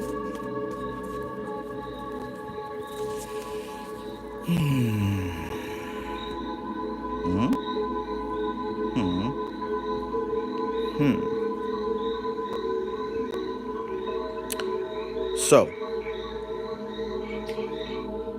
nice. I love it. So, kicking this whole thing off, we've got Mercury in Virgo. Now, again, this is a sign where these two get along swimmingly. Wealth is the name of this card. I don't know about you, but that gives me a nice, warm, tingly feeling. Right? 10 of discs. Wealth. This is the end result. Whatever your desires are, whatever your reasons or your intentions, this card represents what you've been looking for, right? The card represents the final incarnation of the mission that you set out, of the journey that you set out upon. See, Mercury rules Virgo.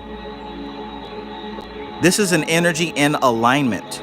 And because this energy is in alignment, it is extremely easy for you to manifest what it is that you're focused on. So here's the thing. Everybody wants to manifest all kinds of good things, but they're not in alignment. This is why they don't manifest. And I made a video about this a year or two ago, right? You got to have all of your aspects in alignment with each other so the energy can circulate and flow through, right? When your physical aspect is in alignment with your etheric aspect and your astral aspect and your mental aspect and the spiritual aspect, when you're in full alignment, manifestation is effortless. And that's where we are right here.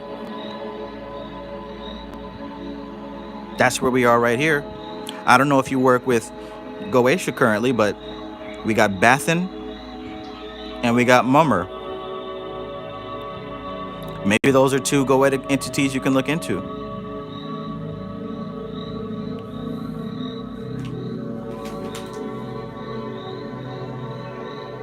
And of course, it's well understood that that's the symbol of the Tree of Life, because that's the whole point, to have all the energies and forces of the universe in alignment with itself, right? With itself.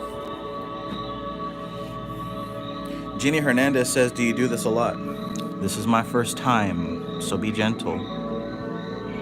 Never done this before.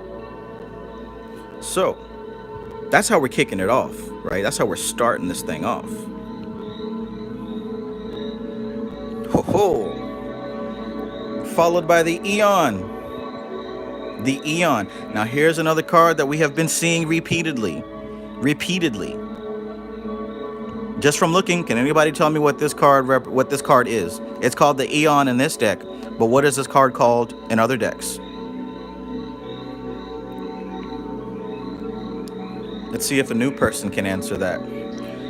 MC Maestro says Shin, right? So we've got Shin, we've got the breath, right? Shin, and it's not just the breath, right? We talked about this in a previous stream. It's the Shin that transformed Jehovah into Yaheshua, into Christ, right? The Shin is that fifth element. And specifically, this represents the spiritual fire, the spiritual fire. We've been seeing the Judgment card over and over and over in tonight's readings. This is the energy of tonight.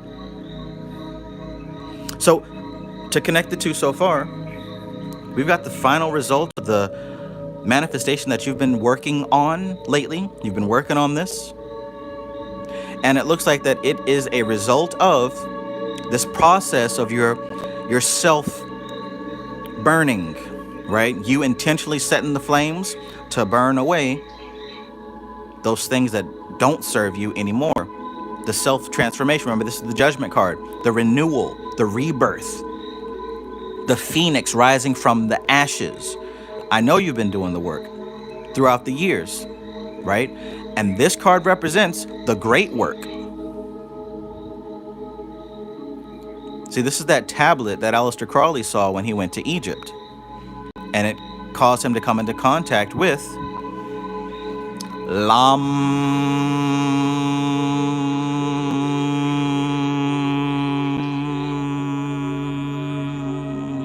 You'll also see this card on the Magician card, because this is what the Magician is working on. Like I said, this is the great work. Let's see what the third one says. Two of Cups. Hey man, this is something you get to share. This is something you get to share. This ain't even just for you. We're talking about real abundance. See, there's a level of abundance where you're successful, but true abundance is when you're able to become a force and a channel in this world that can bless other people.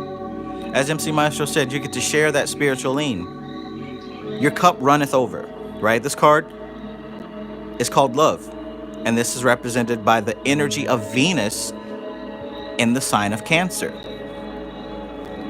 Even looking at that Cancer sign, we see that duality present. And oftentimes with Cancer, you'll see the two fish moving in either two directions, coming in and going out, or you'll see them circulating in a spiral. And that's what that Cancer energy represents. It's a vortex of protection. It's a vortex of two or more forces working together in harmony, in unison to build. And with Venus in the mix,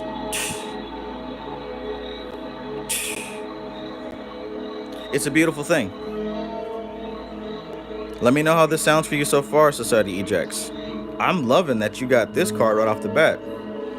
And it's so good to see that the result of the work is paying off, not only materially, not only in the physical manifest dimension of Asaya, but also in this emotional astral aspect of Bria.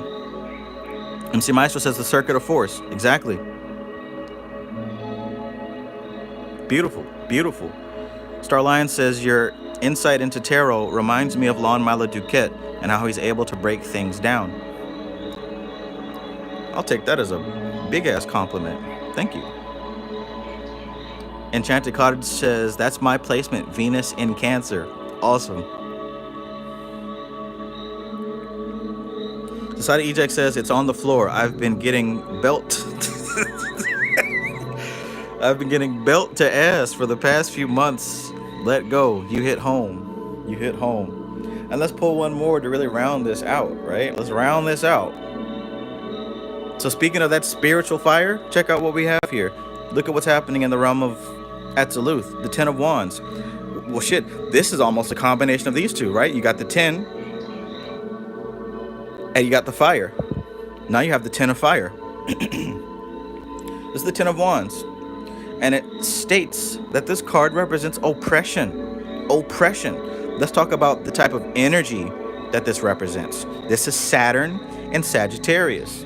Now we know that the energy of Sagittarius, like I mentioned before, you can think about the archer with the bow. In order to hit his target, he's got to be so focused and locked in, right? When he pulls that string back, his awareness becomes Dharana. He's focused on the target, and he goes for it.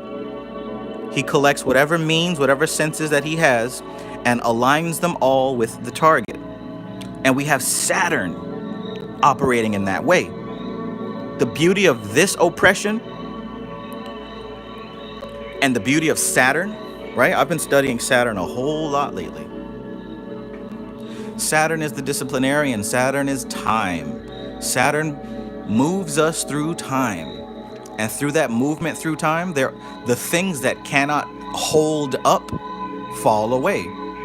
That's the discipline of Saturn, is recognizing those aspects. And this is one of the messages of tonight. The discipline of Saturn is recognizing those aspects that can't come with us. Those who don't recognize those aspects hold on to them for way too long, and it causes unnecessary suffering. So that's why people are afraid of Saturn and they don't like Saturn. They feel like Saturn is this bad guy. But in truth, Saturn is the reality check. Saturn is the reality check. Saturn is the tough love. But it's not tough if you're doing what you're supposed to be doing. Saturn is that force of your life stretched out from beginning to end. It's a representation of your life stretched from beginning to end, and what happened before that and what happens after that. If you're able to step out of the ego, you can see that Saturn is the blueprint of your specific incarnation and others. Now, for that energy to be squeezed through the tight hole of Sagittarius, of that Dharana, of that focus, you're able to see your life at a glance, and you accumulate the power to be able to know what to let go of, what doesn't serve you, what is useful, and what is appropriate. But if you're not able to do that, you will feel the oppression of trying to hold on to something and being banned from it. You'll feel the oppression of wanting to do this, desiring to do that, holding on and clutching to this, that, and a third, but you're not allowed to, right? Because of the Saturn force. You're not allowed to because it doesn't fit in your life. You can't take it with you for where you're going. Saturn sees your life from beginning to end at a glance. And the things that we hold on to that don't make it, it feels like we're being oppressed and we can't enjoy those things. Let me know if that makes sense. Saturn is self-discipline. Not because it's harsh, but because it sees all time at once. If you could see all time at once, you literally wouldn't waste your time with stuff that has no point wasting your time with.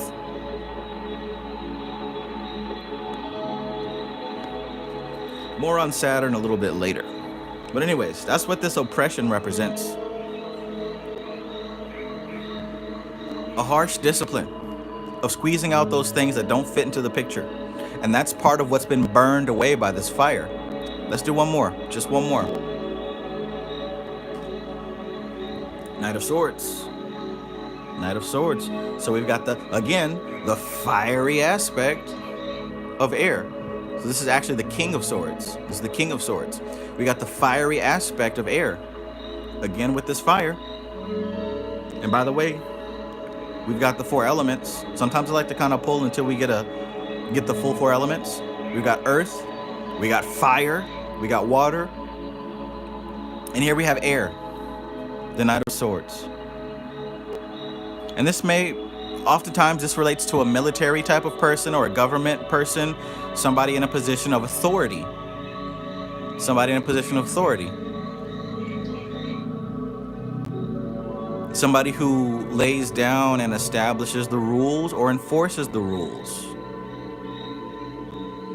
This might have to do with that last card, Saturn, oppression. Perhaps this represents you, or you've recently come into contact with somebody who possesses this energy of the Knight of Swords, somebody in a position of authority.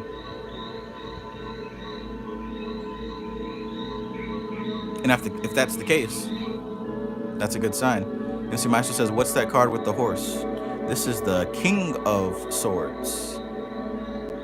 But in this deck, it's called the Knight of Swords. But you can tell because it's the fiery aspect of air. I'm sorry. Nope. I'm sorry. My bad. This is the Knight of Swords. This is the fire of air. The fire of air. So that would be the Knight of Swords.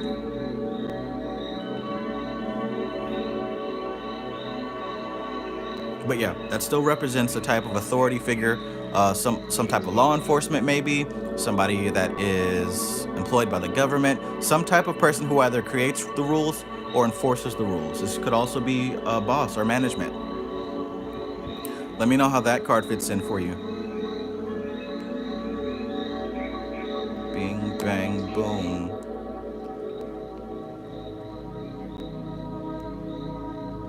I really enjoy learning about Saturn. I think Saturn is extremely misunderstood, mainly because of the culture that we're in and the type of people who represent the culture. We're kind of known for a short attention span, and that is anti-Saturn. That is extremely anti-Saturn. So to study and talk about Saturn with a short attention span and an undisciplined mind, you inherently won't be able to describe what Saturn is all about. So I'm enjoying my I actually recently got a book today. I purchased. I didn't arrive yet, but it's by Robert Svoboda.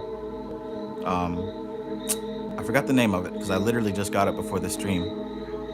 The Mystery of Saturn, something of Saturn.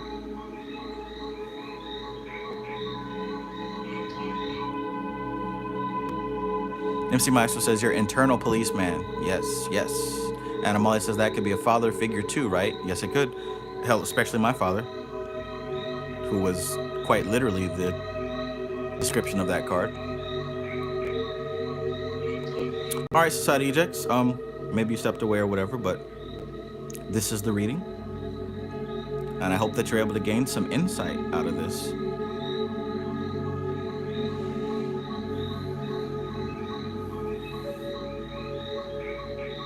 Enchanted Cottage 333 says Saturn gets the bad rep. I hate that he's called the malefic planet by astrologers. Yes, I dislike that as well. Because in truth, none of these energies are positive or negative, good or bad. None of them. It all comes down to how the combination is within your life and what you're doing with that combination. Society Eject says, I've been watching a lot of Western movies with sheriffs laying down the law. And you kind of did come into the chat today, sending people to hell, or I should say the clip off, slicing them off.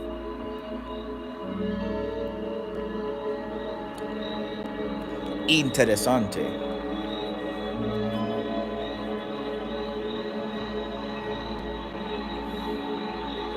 Interesting.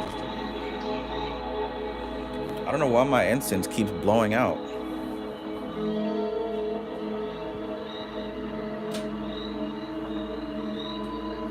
Trying to keep it all mystical, but the incense keeps burning out.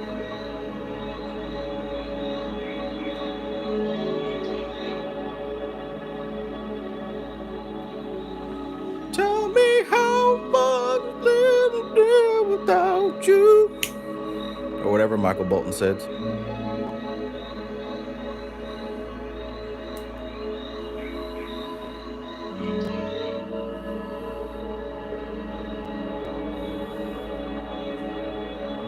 There we go.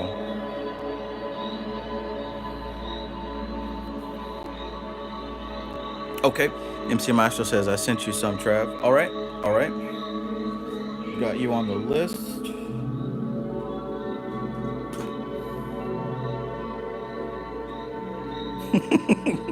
Sheriff's whipping that thing out.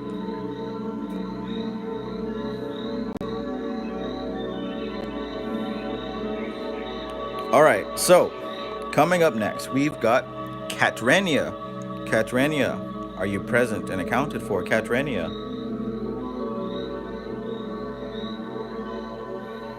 Catrania.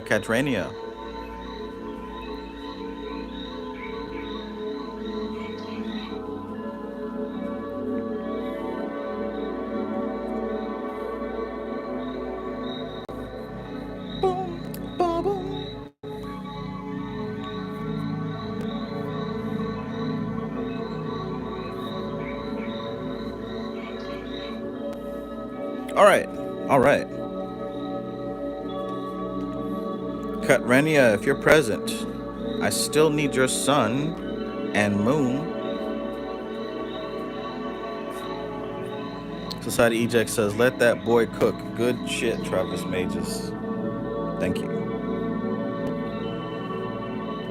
I'm happy about that 10 of Pentacles you got.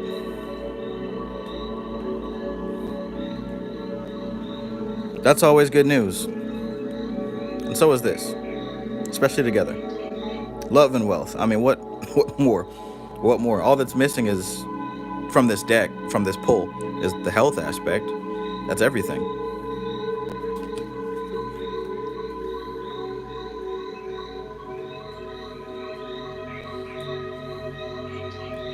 I hear it and I know. Cool, cool. Katrenia. Maybe she fell asleep, or scrolled somewhere else, or had to go to the bathroom, or just might not be in the room. I don't know. I can't assume.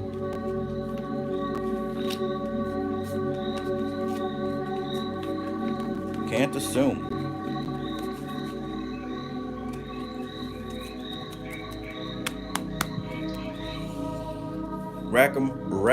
Rack bar.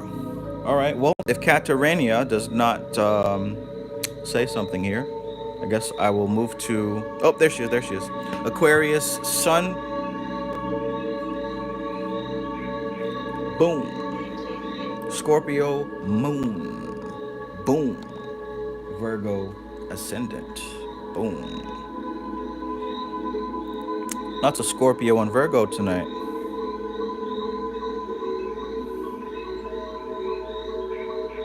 All right. All right. All right.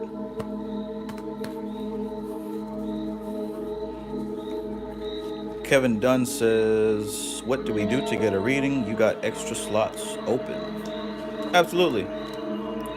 Absolutely.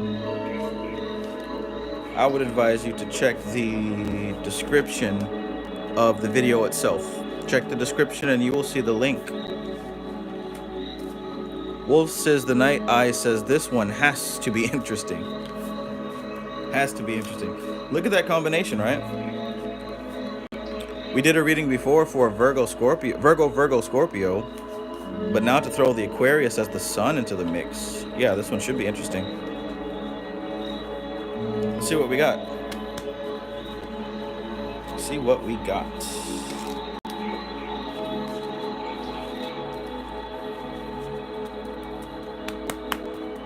You know what? Let's do it like this. All the whole jocking, beat steady knocking. Middle of the stage got the whole club rocking. Enchanted Cottage says X out of the chat, then click below the video for the link to get a reading. Oh, that's right. This is vertical, so it is different. I guess I should post it in the chat.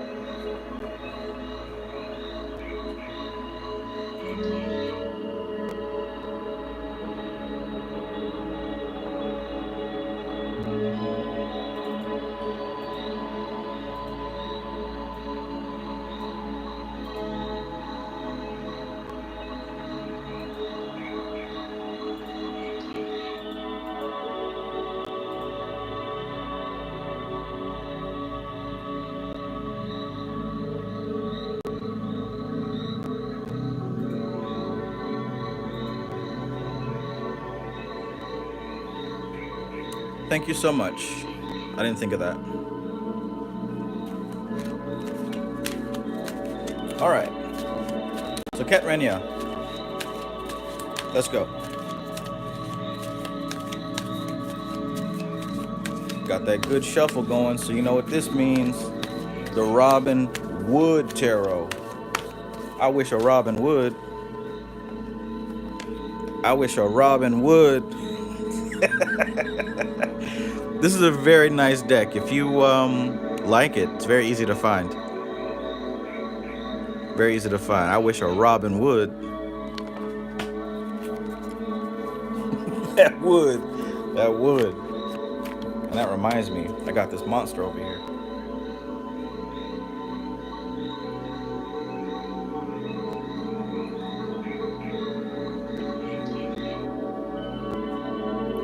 Good to go. Good to go.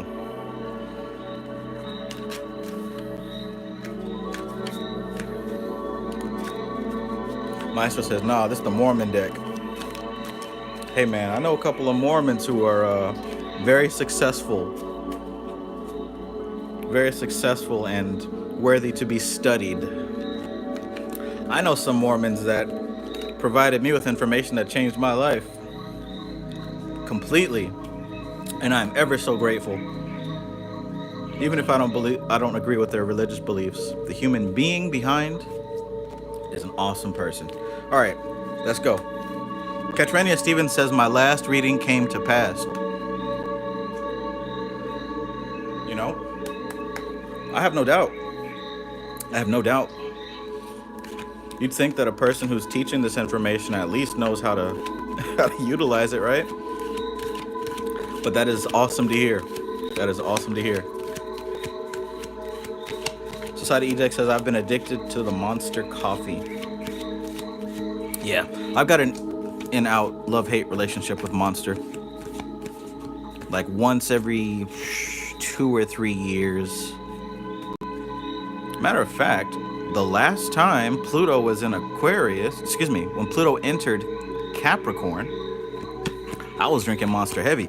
That was back when they had that major can. You remember when Monster had that big ass can? Not the little 32 ounce. I'm talking about that big one. That stupid big one that shouldn't even be consumed. Back in 2008, that's when I was drinking them heavy last. Monster and Halo 3. Those were the days. MC Maestro says that seems to be a common theme, them giving life-changing advice. Enchanted Cottage 333 says, Trav, can I go ridiculous 3D and ask a romance question and book another reading? Absolutely. Absolutely. I got you after MC Maestro. We'll do that right after MC Maestro. Man, that big ass can there.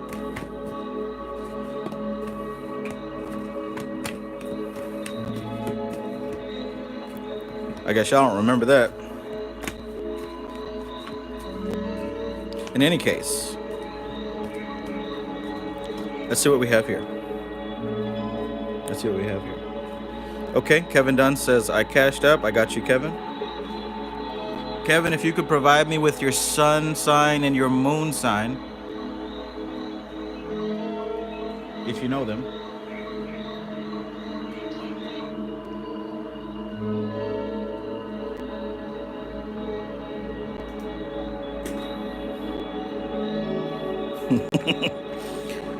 Society Eject says, with the twist top. I don't know if that one had a twist top. I'm saying this was a big one. Not the big one that they sell. They don't even sell this one anymore. This thing was huge.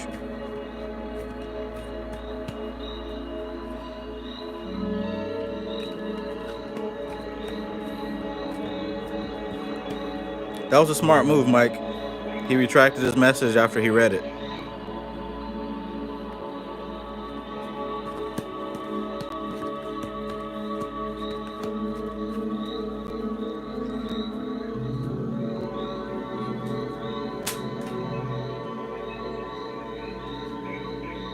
All right.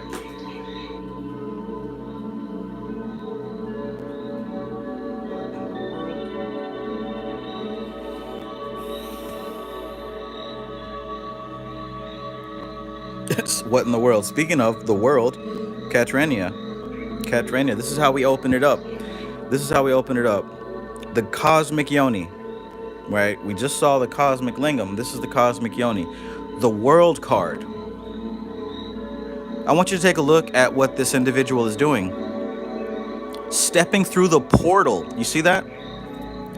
Bursting through the portal.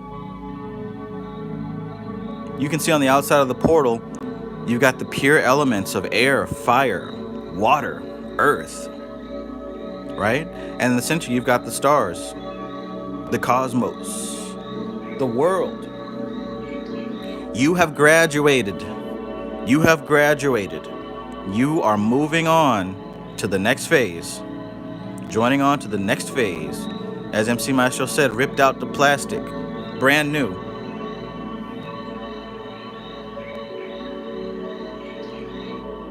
This is a joyful experience. Graduation.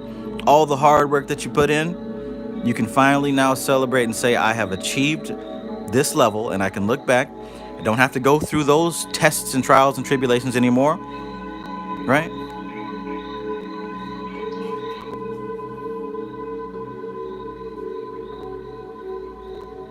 Young alchemist, I got you.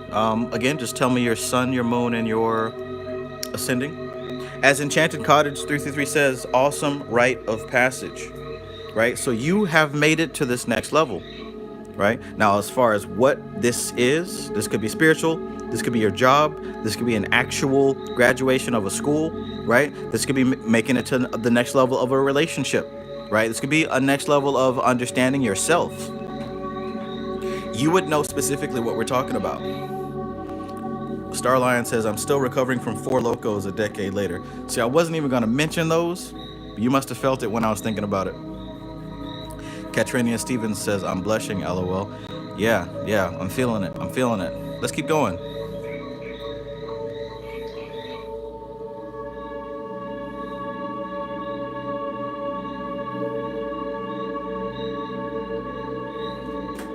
I'm feeling it. Let's keep going. So, this graduation being a major arcana, this is a pretty important card. It's not quite a major arcana, but earlier we saw the card for the root powers of fire. Excuse me, the spiritual source of fire has been coming up a lot. We even saw the spiritual source of water in the first read. Now here we got the root powers of air. The root powers of air. See, this is the energy behind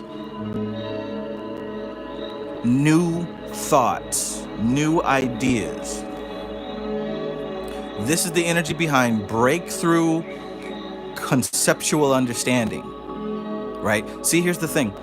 When we talk about intelligence, I read about intelligence in a very cool book called Stalking the Wild Pendulum, and the way that this genius describes intelligence is our capability to manipulate our environment, our capability to express ourselves in our environment. Think about that. Creatures and people who are not very intelligent, they're extremely limited in their expression. They don't have a wide vocabulary, and they don't know what to do other than what they've been told to do.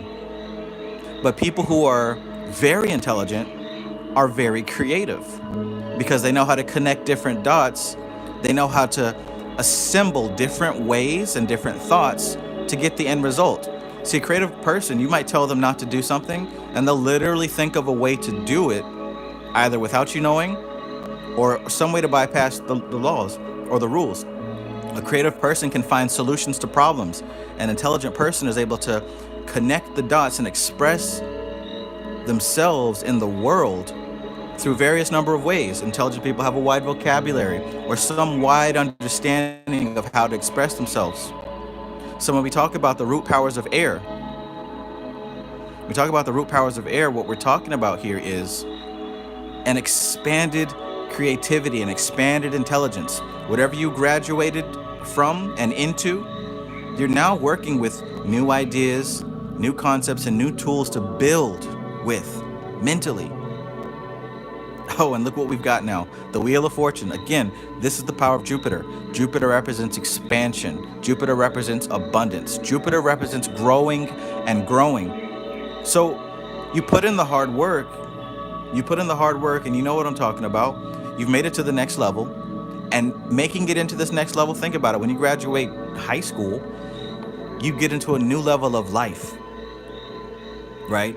And there are many lessons that you learned in high school that you didn't realize, right? There's things that you learned in high school that you didn't realize that you're now using in the real world. If you went straight into the workforce, right? Now you're starting at the beginning, but you're not starting from scratch.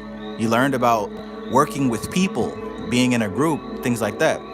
When you graduate college and you step into the workforce, right? You're stepping into the world now with a wider vocabulary of expression,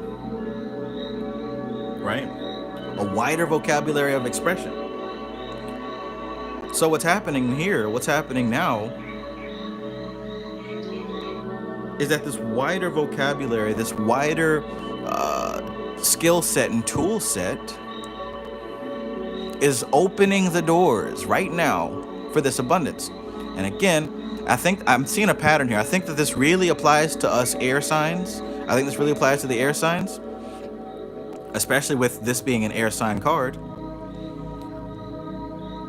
This cosmic stimulus package that we're talking about, especially those of you with air sign placements, as long as you are grabbing a hold of these ideas and applying them, you are opening the doors for abundance. You are opening the doors for abundance to come into your life. Now, boom. Page of Cups.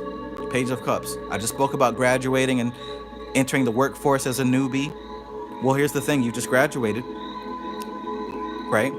So now you're stepping into a new sphere, a new territory, where before matters might have been more intellectual or more something like that. Now you're stepping into a new territory where things are about to be a little bit more emotional, possibly sensual, or possibly psychic and spiritual. You might be stepping into a new territory where you're going to have to rely on subconscious elements. So maybe this new sphere that you're stepping into is going to require, like I said, your creativity. Maybe this is going to require your intuition. Maybe this next phase of your life that you're stepping into now is going to require you to really tap into the depths of your heart and work from that space. And you might be a newbie at that. You might be brand new at that. Let me know how that sounds, because I don't know what it is that you graduated from, but it seems like you're taking the skills that you learned, and you're going to be applying them in a new field. And this is coupled with you being able to really experience amazing growth. Wheel of Fortune. Starline says double helix. Yeah, see, I didn't even recognize that. Double helix on this card. DNA. The foundational aspect. Before anything is built, it refers back to that DNA, the blueprint.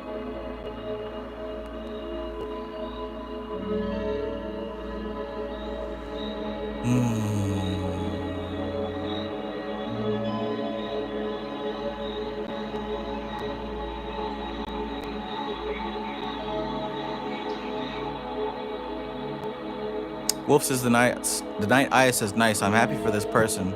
This is one of my favorite feelings, to ascend. Yes, yes.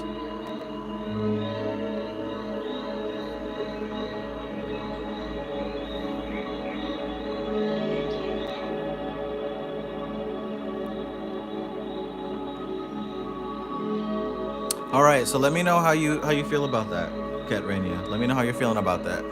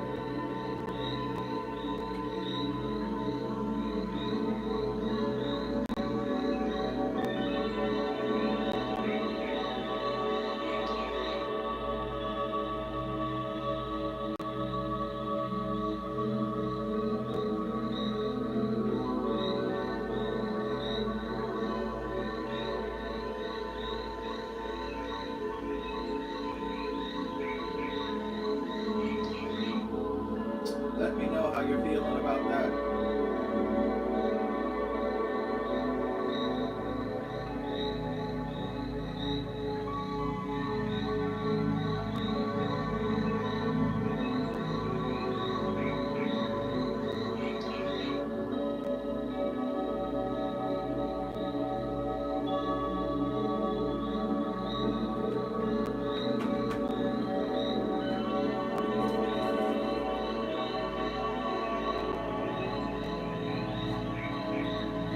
Okay, Imani, Useless, and Lewis.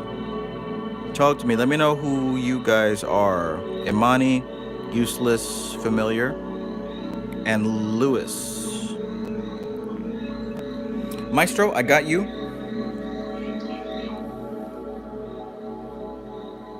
You talked about two different readings.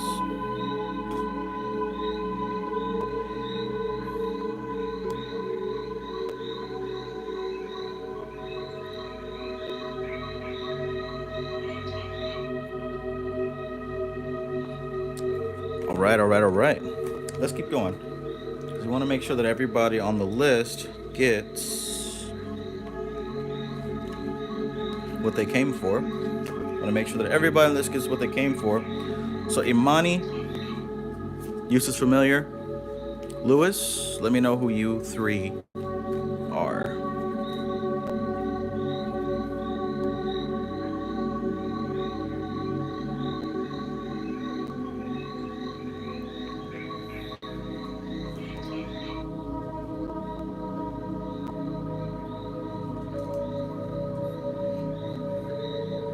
And I got you, Society Ejects. I got you.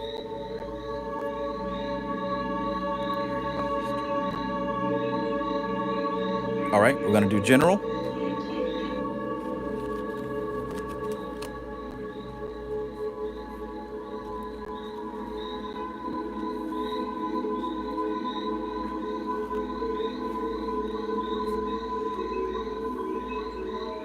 All right, so we got Aries, Taurus, cusp on the sun. We got Scorpio moon, and we've got Cancer ascendant.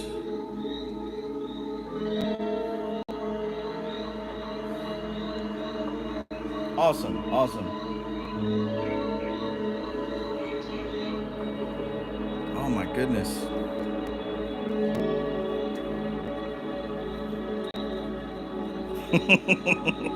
I don't know what just happened with that last reading. I think I was in a trance or something because I don't remember those cards. I was in a complete trance. All right, so Maestro, we've got Aries, Taurus, Sun, Scorpio moon, Cancer ascendant. General reading. Kat Rainius says, great reading, thanks. My pleasure. Enchanted Cottage says, Maestro, that's a psychic moon placement. Hell yeah.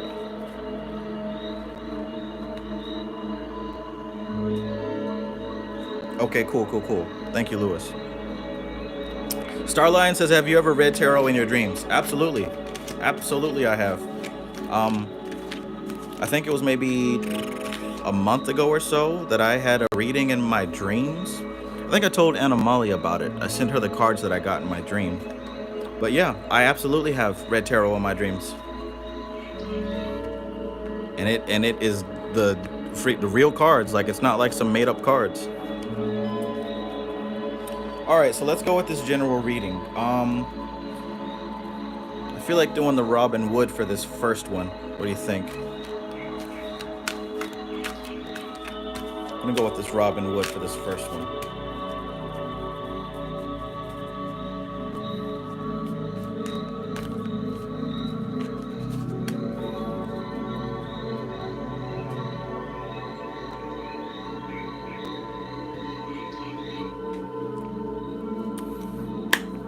The trolls seem to have gone to sleep. Aww.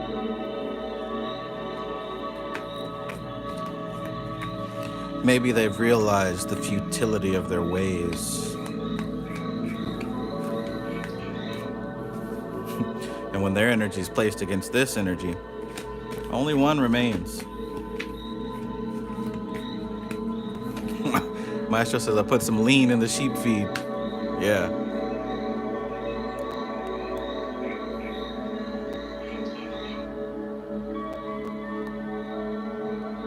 Spiritual lean. Scorpio and 8th house are psychics. There we go. Let's see about Sarah. All right, here we go. Oh, look who jumped out. We begin our journey with the Emperor. The Emperor. Now, I wonder what astrological symbol the Emperor represents. What does the Emperor represent? Maybe there's a clue on this card. Maybe there's a clue on this card. What does the Emperor represent? Here we have a strong energy of stability. We're talking about number 4. We're talking about the 4 corners, the 4 pillars, a solid structure. A solid structure. Now this is good. You know, there are connections here to your sun sign. You can see the little ram on his throne, right? Aries. And the type of energy that this represents can be seen as very Taurus-like. Like I said, this is the divine masculine. It isn't simply just the 4 foundation of a solid structure. It's also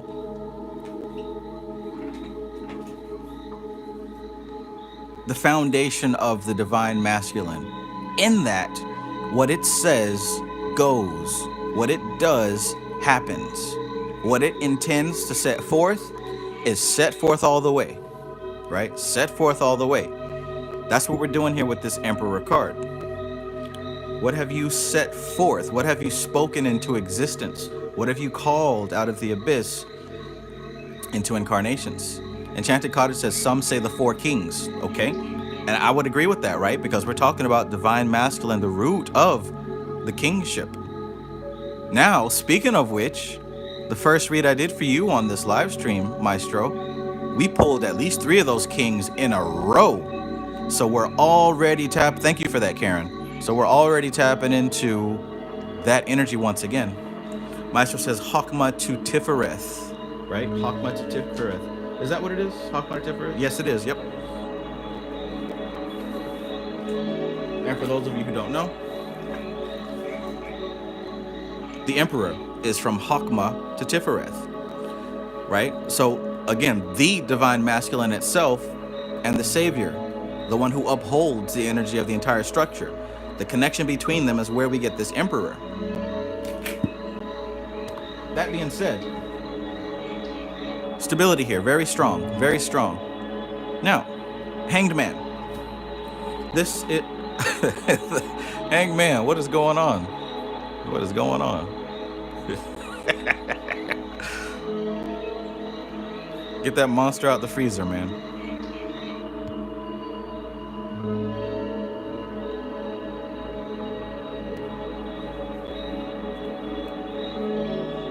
Monster out the freezer. So, we've got the Hanged Man, and I always think about a changed perspective here. I always think about being able to see things from a new angle.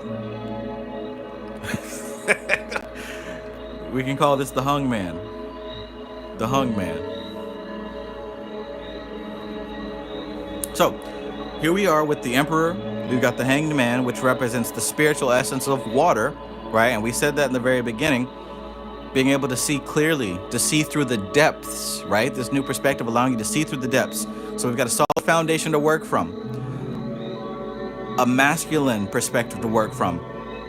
And that word goes deep. It's not about growing a beard and wearing a muscle shirt, right? What we're talking about is being able to set reality in motion in the direction that you choose. To be able to use will to direct the cosmos to manifest in your direction and being good at it, right? And being good at it, right?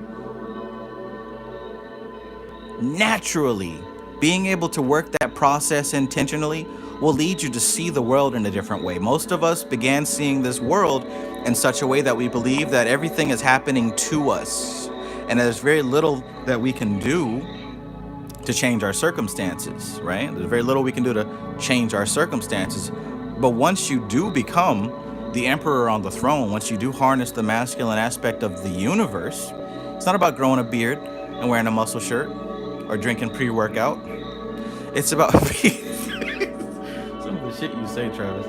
It's about aligning the universe to manifest in your direction. So naturally being able to do that is going to give you a different perspective on how things work. Let's keep going. Oh, look who it is, right? Look who it is. Wand of Wands, Rod of Rods. Here comes the Knight of Wands, right? So not only are we becoming more and more skilled at being able to harness the direction of this energy and steer it where we want to go. Not only are we doing that, but we're also being able to see clearly as we do it. It's as if carving out this time space and molding it is, how do I put it? It's also filtering those waters. It's also filtering those waters because look, to be able to create and to carve, you've got to separate one piece from another. You got to cleave, right? You've got to cleave, as the Bible says, right? So the nonsense goes this way, and what is useful and appropriate goes this way. And in doing so, you can see through. You can see through the void. Now check this out. It's not even just about seeing through. It's not even just about carving and shaping. You're putting it to use. You're striving to turn what exists already into what you want it to be. And you're being able to do that efficiently, fluidly, without very much resistance. And even if there is resistance, there isn't much that this thing can be resisted by. There isn't very much that this type of energy, there isn't much that will stop this type of energy. I'll put it that way. We've got the Emperor, which, like I said, is the divine masculine. We've got the hung man here, hanging on this tree. And to top it all off, we've got the Knight of Wands, the mover of movers, the shaker of shakers. He's going to get it done. He's going to get it done. There's no hesitation, right? And see this, if this, both of these touch on this Aries aspect, right? Both of these harken to this Aries aspect. That's the energy to tap into right now. Can't make it up. Can't make it up. Say less. Nothing else needs to be said. Look, somebody mentioned DNA earlier. Look close. Remember I talked about the Rod of Rods, the Ace of Wands? We already talked about this. The lingam itself.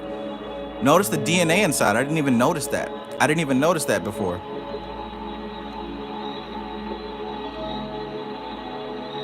There's a lot of raw power here. Firepower. Right? There's a lot of firepower here. You literally have the ammunition. You have the ammunition. If this was a war, I think the other side might need to go ahead and start making plans for how they're going to divvy up their territory. They're going to start go ahead and making plans for what they're going to do for recovery and rehabilitation.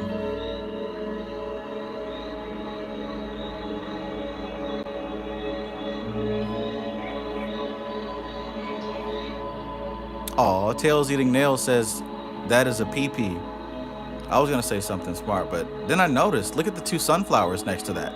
I didn't even notice that either.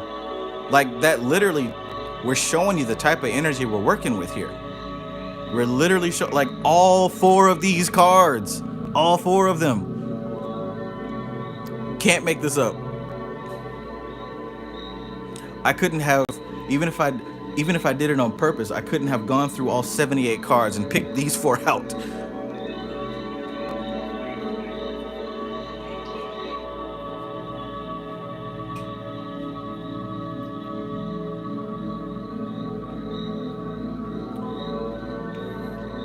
I think you know exactly what to do with this. I think you know exactly what to do, and I also get the sneaky suspicion that this is intentional, that this is not something, oh, I didn't know. Well, I guess I better do something. No, this is all part of the plan.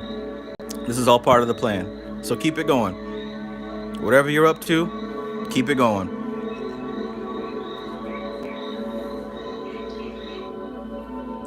Let me throw one more in here to see what's going on. Now look at that. Look at that. To top it all off, we've got the Queen of Pentacles. The Queen of Pentacles. Now, whereas the Emperor as Karen said, represents all four kings. Notice how we've got one particular specific queen. We have the King of Kings. Here we have one specific queen, and this is the Queen of Pentacles. Now I wonder how she differs from the other three. Well, judging by the landscape, judging by the rabbits here, the bunnies here, judging by the fruit, right? Judging by the lush, the roses that come in pairs, just like the bunnies that came in pairs. Look at all this abundance, and the apples on the orchard and picked. There's a lot of abundance happening here, a lot of growth. Look at the details that are on her clothing. Lush abundance, lush. I don't have to tell you, man. I don't have to tell you. Each one of the readings that I've given you, and just based off of what you've told me so far, like, whatever you're doing, keep doing it. Whatever you are doing, keep doing it. Keep doing it. We got a lot of abundant readings coming out tonight. That's cool, man. That's cool. That feels good. A lot of people have some excellent things going on, and I'm happy to see it. Happy to see it. We're gonna do a second reading for you, Maestro. We're gonna come back around. But yeah. Keep that one in mind right there. Keep that one in mind.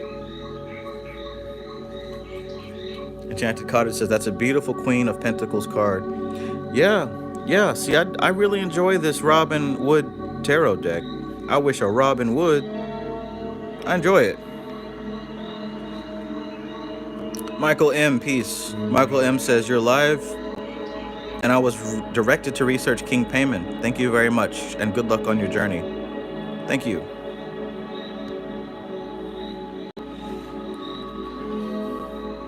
Thank you.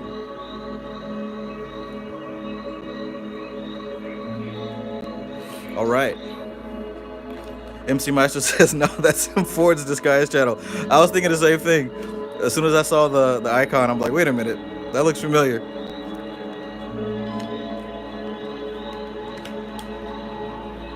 That's funny. Shout out to the OG. When we met, I was but the learner. When we last saw each other, I was but the learner.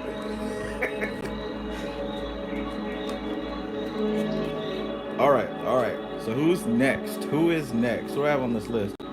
Man, y'all done came through so much. I'm trying to figure out who is next on this list.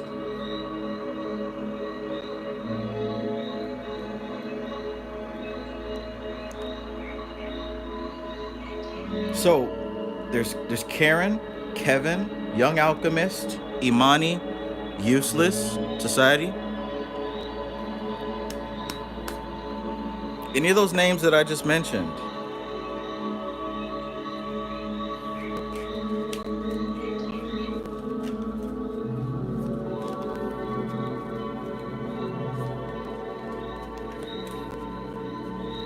We got Karen, Kevin, Young Alchemist, Imani, Useless Familiar.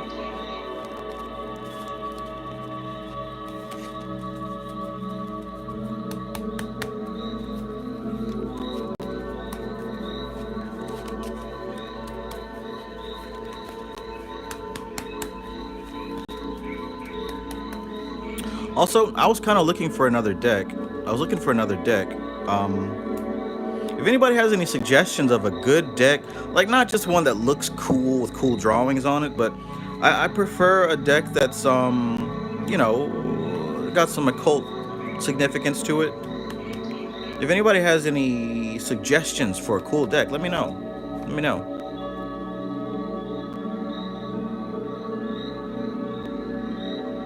Michael M says, LOL, I didn't even know what you guys meant, and to be honest, I jocked the black and white from Connor Kendall. Okay, sorry for off topic. Yeah. Okay, all right. Kevin, Leo, Aries, Scorpio. All right, and then we'll do Karen after Kevin. So Kevin says Leo Sun, Aries Moon, Scorpio. A lot of Scorpio energy as well, man. It must be because we got the Moon and Scorpio tonight. The Moon and Scorpio tonight. It's gotta be. It's got to be y'all. Okay. All right. Leo Sun, Aries Moon, Scorpio Rising.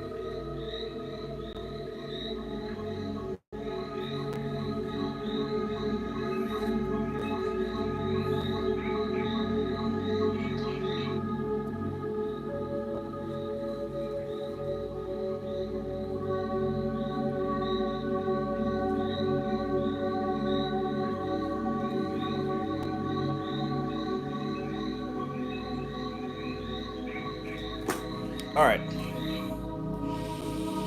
All right.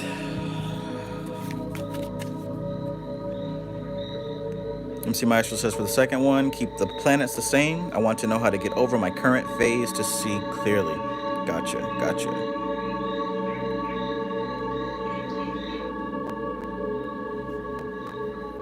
Wolf says the Night Eye says Goetic Demons deck. Okay.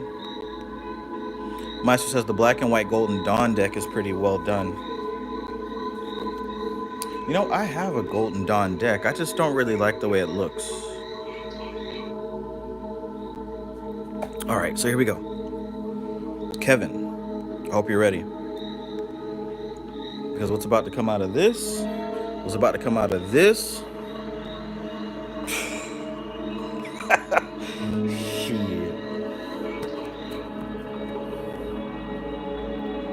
Leo, Sun, Aries, Moon, Scorpio, Ascendant. What do we have?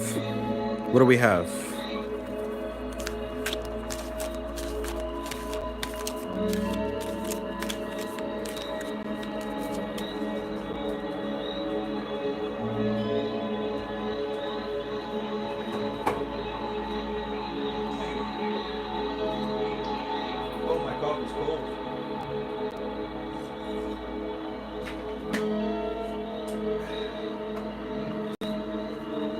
Yep, I've got this one, but like I said, I don't really. Maybe I'll use it. But for now, Kevin, are we talking just general? Did you have a specific subject that was on your mind? Because we can do general, and the subject is probably going to come out into the mix anyway.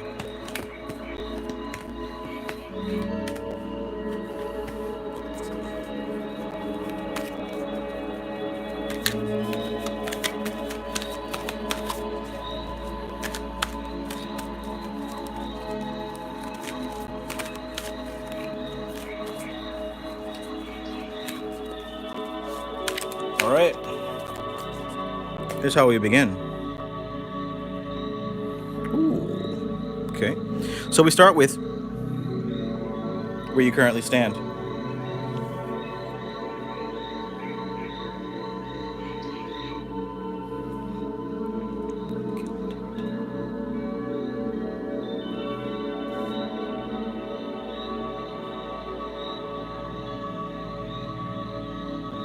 We start with where we stand.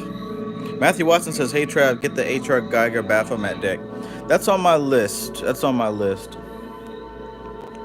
Maybe in the next month or so, I'm going to get that one for sure. Oh, that'll be impressive. Okay, so the 5 discs. Material trouble. So we're talking about Mercury in Taurus. Now, what we're dealing with Mercury and Taurus is that Mercury is a fast-moving planet, the fastest moving. Mercury is going to go here and there and everywhere. Mercury deals with the mind and the thoughts, your thought processing, how you analyze reality, and how you connect dots. Now, the reason that we're talking about material trouble is because Mercury is in Taurus here. This is the energy of Mercury in Taurus. Why is that important? Taurus is the complete opposite. We're out of alignment. That's why this is material trouble. Taurus is about standing solid, immovable. You cannot push a bull. You cannot push a bull. It will go where it wants to go. So this energy of Mercury jumping around and moving and moving and moving, when it's forced into a stationary position like that, when we're dealing with pentacles, we're dealing with the manifested dimension. We're dealing with the actual physical plane. So this is material trouble because this means that either something's going to break or there's going to be some type of mental turmoil because you're not able to express these thoughts as efficiently in the real world as they are in your head. In other words, what's happening in the physical plane is out of alignment with your thought process. What's happening in the physical plane is out of alignment with your thought process. As you can see here, look at the shape of those pentacles on this pentagram. Some are big, some are small. There isn't balance or harmony here. Things are out of alignment. This has one of my favorite goetic spirits on it, Raum.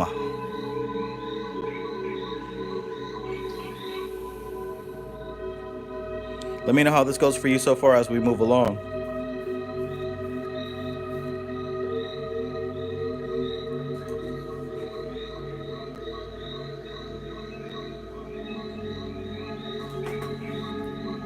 And moving along from material trouble, we next have the Princess of Wands. And you know what I'm getting from this? I'm getting that you're probably somebody who is still somewhat new at this whole spiritual thing. Maybe you've studied it for a while, maybe you've heard about it, maybe you've been open to it, but it seems like you're entering a phase of newness. You're still a brand new student trying to figure this stuff out. That's what I get when I see this card for you. And that can very well relate to this card, right? Right? Kevin Dunn says it's interesting because I feel like I'm in a good place, LOL. But I said out loud, I just need whatever I needed to hear. All right.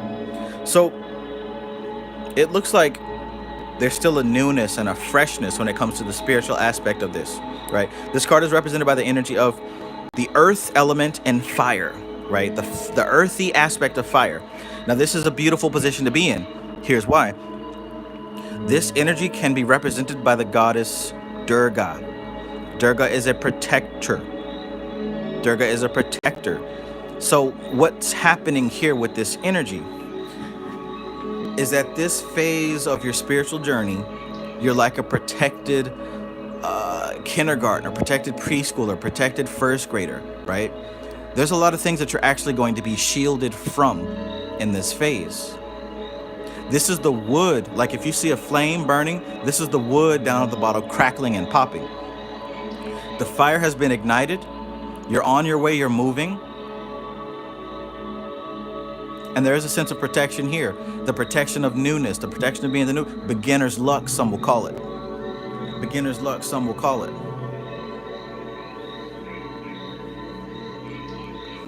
The Hierophant.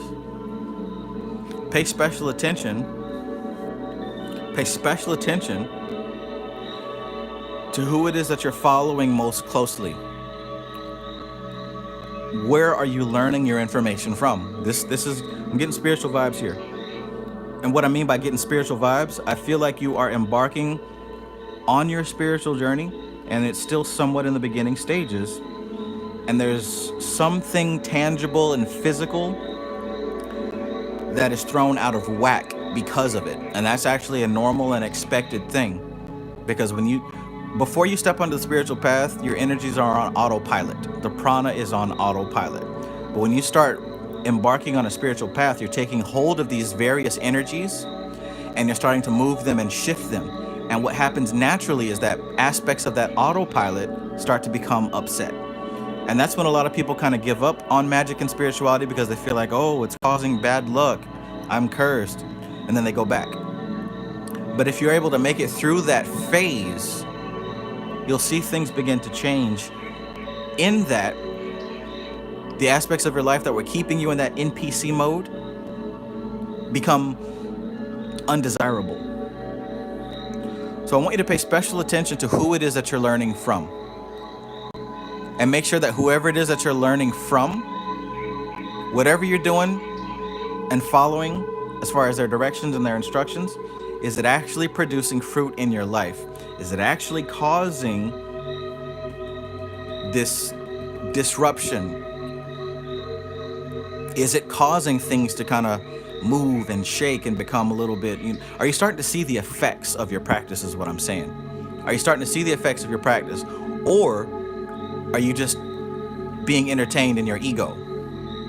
Right? Does it just sound good and make you think that you're cool? Because I would say the majority of the quote unquote spiritual teachers are kind of just out here saying stuff to keep their audience. Right? So pay special attention who it is that you're learning from. Is it actually causing things in your life to move and change? Or is it doing absolutely nothing but making you feel good? Kevin says, I'm about 5 months into this. Been watching Brother Panic. Okay. Yeah, so extremely new. And it's funny because Brother Panic was a Taurus. And this card is represented by Taurus, right? Now, I would say Brother Panic is an excellent teacher, right? Brother Panic and Bobby Hemmett completely transformed how I do and see spirituality entirely, right? But how is it affecting you specifically? Is it causing your life to start to be shaken up? It should be. It should be.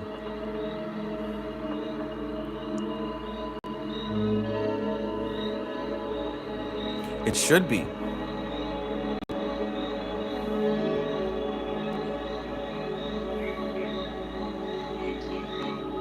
Let's pull another one. Ten of Cups.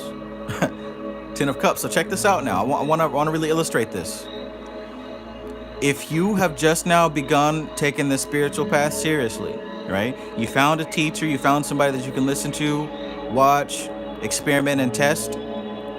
Your life should start going through somewhat of turbulence. It's supposed to. That's natural. Because like I said, you're coming out of the autopilot. You're coming out of the NPC. You're coming out of just being basic. And the spiritual path is anti-NPC. Not anti as in, oh, NPCs are bad, but it's taking you off of the autopilot route, which means that you're going to challenge certain aspects of your life that you thought were foundational and stationary. So you should be experiencing this shakeup. That means you're doing the work. And stick with it.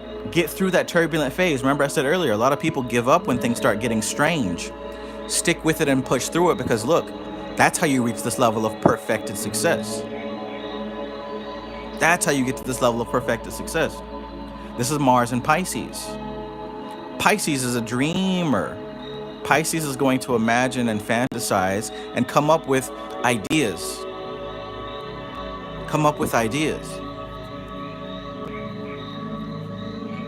But it's the Mars aspect that's going to actually take action on those ideas and get it done. Take action and get these ideas done. Let me know if that resonates. Let me know if you said Brother Panic is your teacher, are you actually trying some of the stuff that he's talking about? Are you actually trying some of the stuff that he's talking about?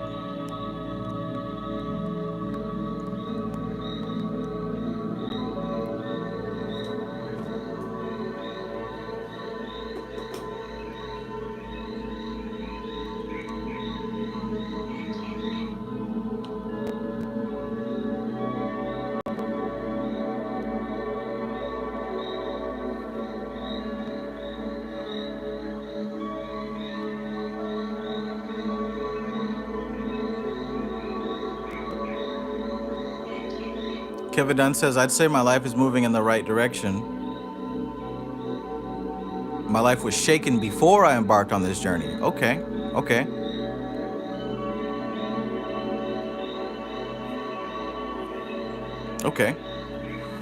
Oh my goodness.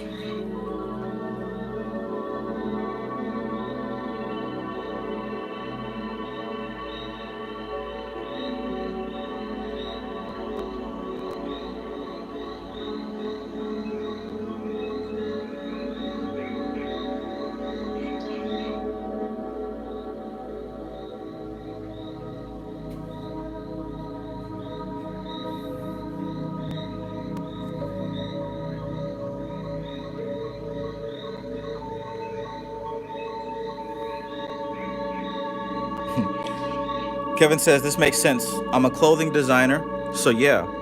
And yes, to the trying stuff, just recently purchased Astral Dynamics by Robert Bruce. Great read so far. Right at the techniques part. Perfect.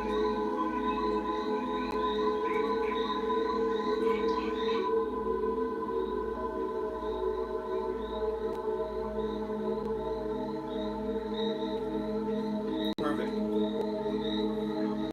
I went to go grab my copy, but I think it's in the living room. Yeah, that's a great book. Test the stuff out. Continually test. Don't ever stop testing it out. Kevin says, and I meditate and all that. I'm definitely doing the work. Even adopted a tree. Awesome. Awesome. Well, stick with it, my friend. Stick with it, my friend.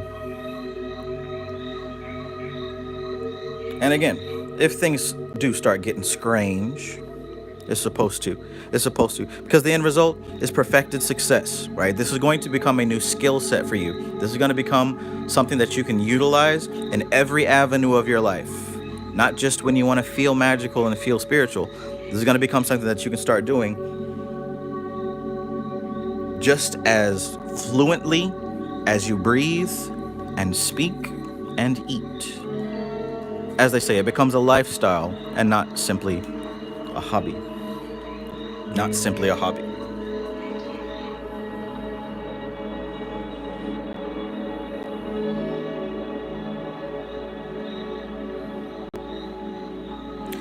Maxwell Alali says, for me, this is like my second awakening. Came into the occult knowledge through Bobby Hemmett and Brother Panic and others right before a life-changing event.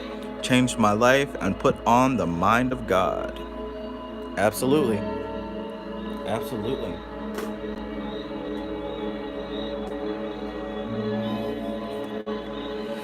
All right, so I've got a question to answer now. I've got a question to answer now.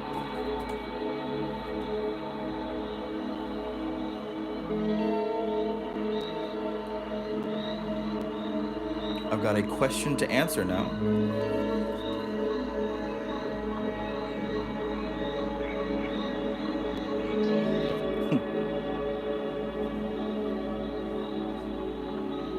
I'm peeping the game, and I'm curious to see where this is gonna lead. I have an assumption of where this is gonna lead, but I'm just watching it play out. All right, so next, I have a question to answer. A question to answer from a Gemini Capricorn. From a Gemini Capricorn.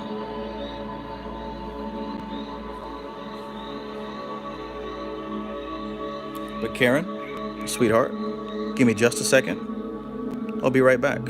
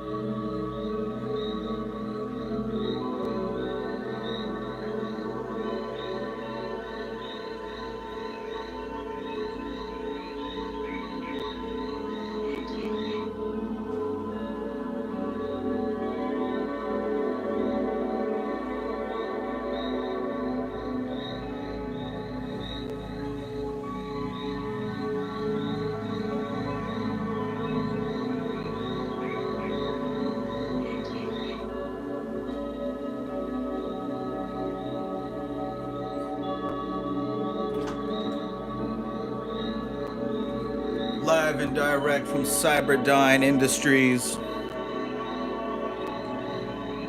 Live and direct from Cyberdyne.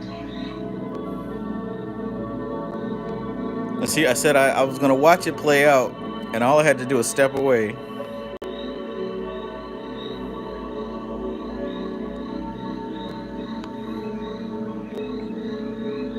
I can barely read the messages I'm trying to read with all that going on. What the hell? I did it. Don't worry, I got it. I stepped away and came back. I thought it was going to be different, but damn.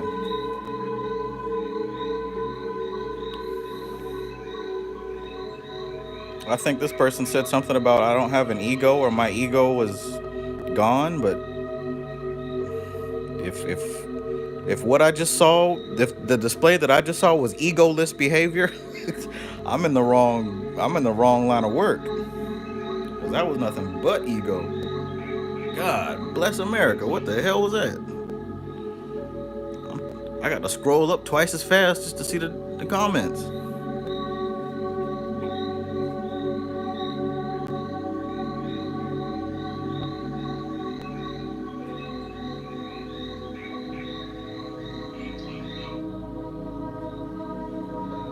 Okay, so let's see if you were right.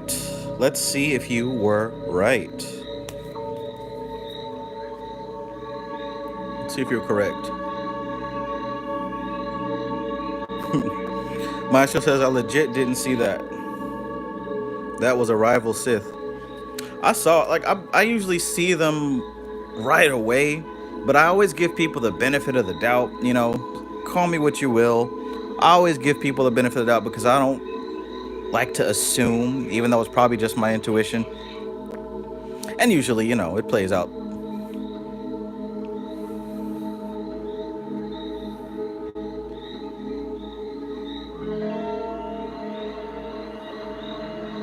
All right, so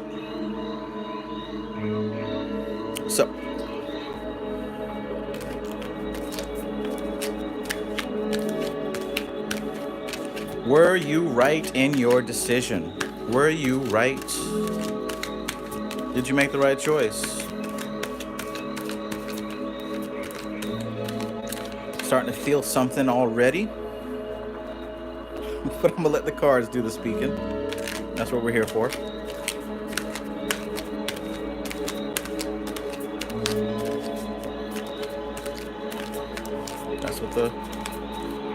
That's what the point is tonight, right?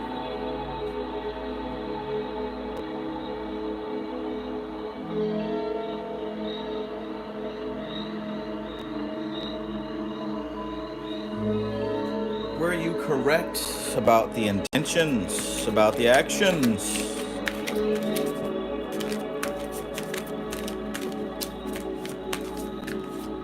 Let us find out. What does the Spirit have to say to the churches?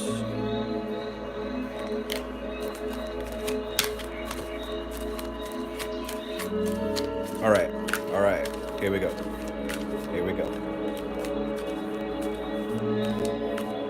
Star Lion says, how can one go about removing one's chakras? I'm not certain if you're serious or you're making a joke. All right, let's see here.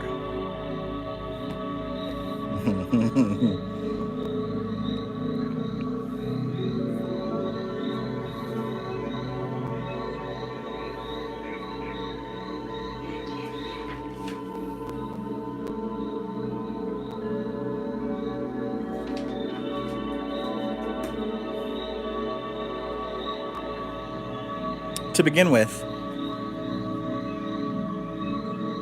begin with, we've got the Lover's card. We're talking about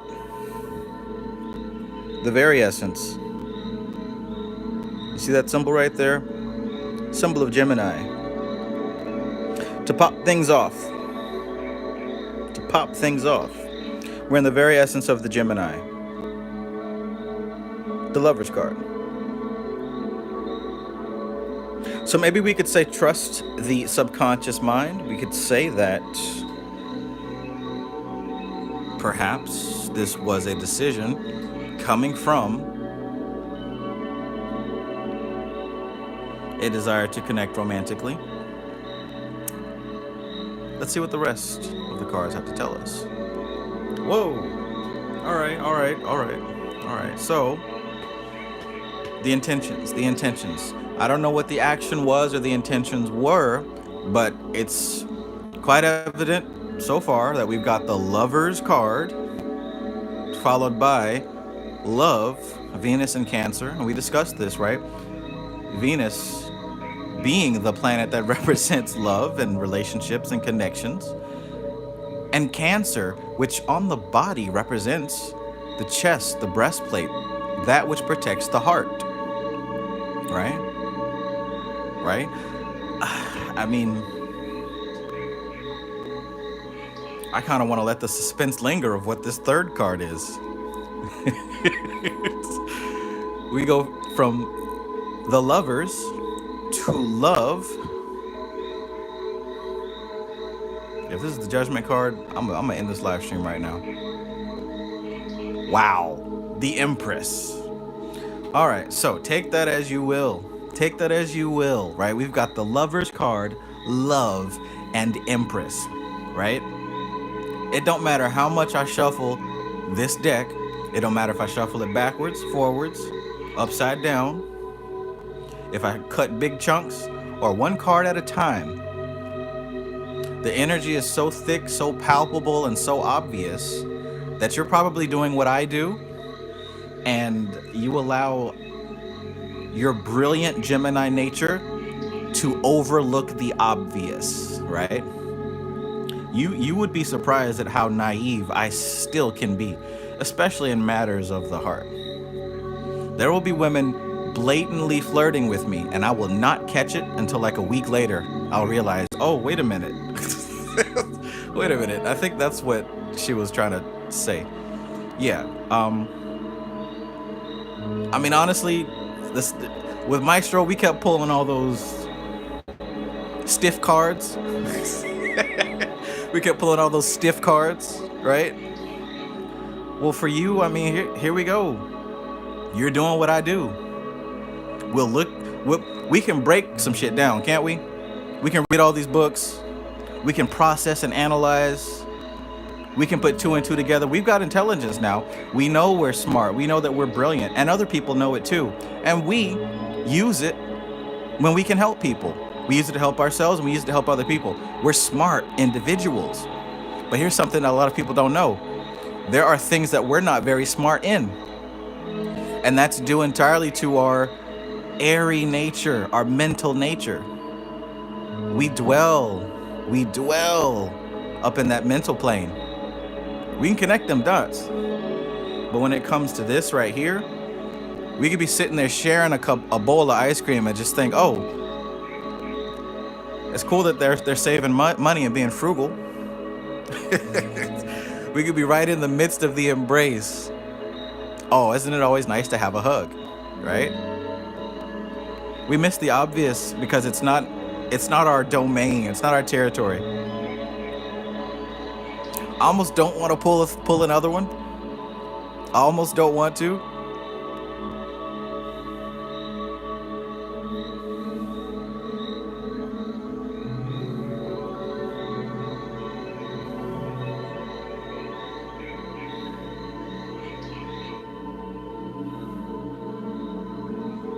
That's funny. That's funny. MC Maestro says, my love life is the only county in my kingdom looking impoverished. Man. Impoverished. Yikes. Hey, listen. Utilize that creativity, man. Utilize that creativity. I don't want to say too much, but many ways. Many ways.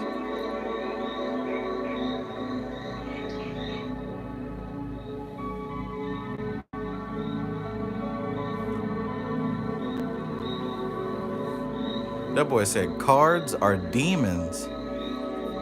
Imagine what happens. So like, are you cash only? You don't have ID card, driver's license, credit card, debit card? Like, how do you do it? Are you scared every day? Every day? That boy said, cards are demons.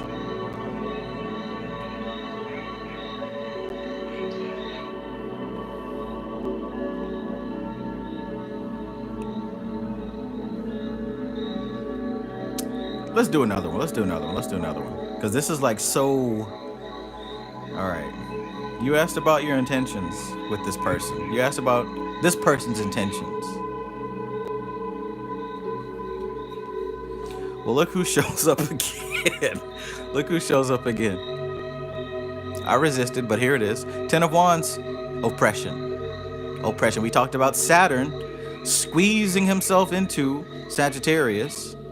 One pointed concentration, that focus, that arrow being shot, the arrow of Saturn. Now, what happens when the arrow of Saturn strikes and hits its goal? Oppression. What I said previously about oppression when I was doing a reading for Society Ejects was that it feels like oppression when we're holding on to something that Saturn has been told us to let go of. That Saturn has literally told us to let go of a long time ago because it doesn't fit with our energy. Perhaps it is this thing that is causing us to not see clearly? What do you think? Perhaps there's something that Saturn has brought to our attention that needs to go, and we said, maybe a little bit later, or maybe do what I do and distract yourself and pretend like you didn't hear the that you didn't hear Spirit tell you that. Hey, we need to put that away now. It's done. I'm gonna act like I didn't hear that and keep doing it. And then when you tell me next time I'll respond, you ever do that? Anna Molly says, you Gemini think love is oppression, and other air signs, LOL. Yeah, you're right. You're absolutely right. Interesting. Interesting. One more.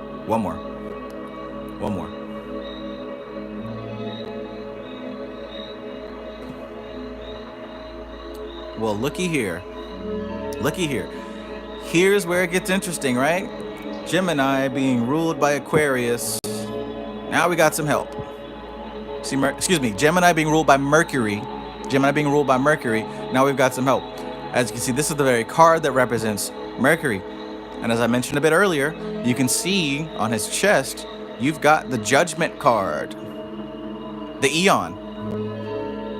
The Great Work. This is an area of your life. To put that magic to use. Now is where you're able to use your skill for yourself. Not just for other people.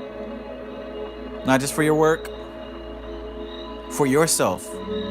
In this very area that we've been talking about. Pull up that Ace of Wands from earlier and begin to stir this bowl of soup up. Pull out that Ace of Wands from earlier. And let's mix this thing up. We got Aleister Crowley here. Enchanted Cottage says, you ain't gonna believe this, but that's the card I pulled. Man.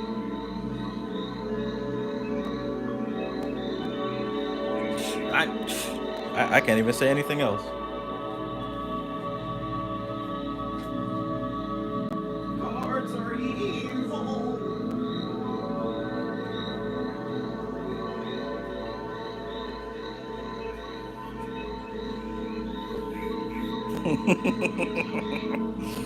Beautiful.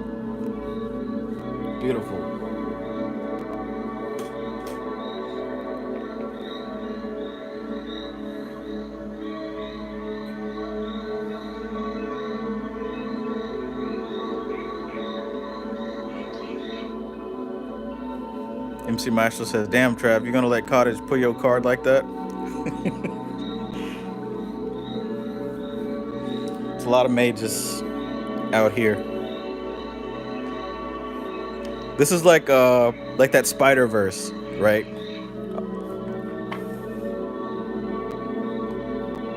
All the different versions. Connecting from across the dimensions. That's what you got. That's what you are. And that's what time it is. So get to work. Take that magic wand. I got the magic stick. Take that magic wand. Put that thing to use. It is time. It is time. You already know. You already know. From the Lovers to Love, Two of Cups, to the Empress. You already know. Enchanted Cottage says, I overthought it, Trav. Glad I didn't pull the trigger. Cool, cool. Trust that intuition. I love it. I love it. Hazard Pie, welcome back. Welcome back to this dimension. Hazard Pie says, oh, I fell asleep, but I think I was still hearing. Yeah. Welcome back to the physical plane.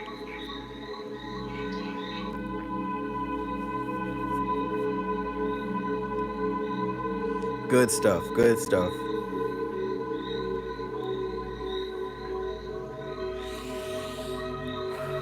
All right. So, Young Alchemist. Okay, I already got you. You're Lewis. All right, so it looks like Maestro. Looks like Maestro. Because I asked about Imani. I don't think Imani ever came back, or Useless Familiar. Imani or Useless Familiar. I don't know where y'all went.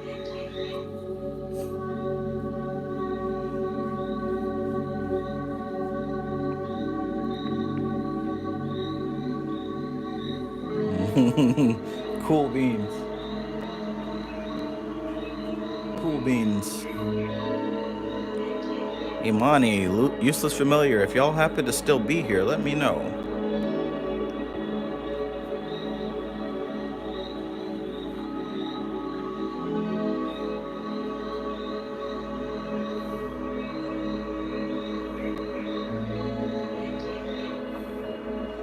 Imani, Useless Familiar.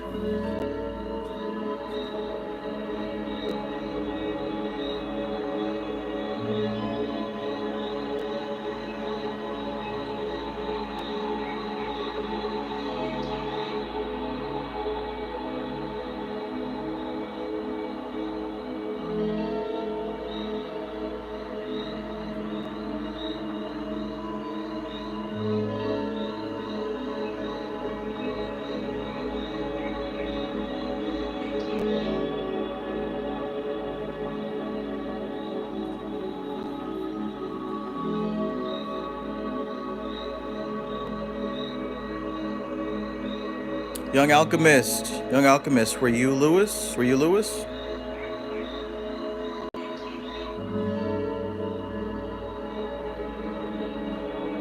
There we go.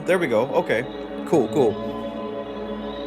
All right, we're gonna come back to you, Aries and Taurus. We're gonna hit up Young Alchemist because he was earlier on the list.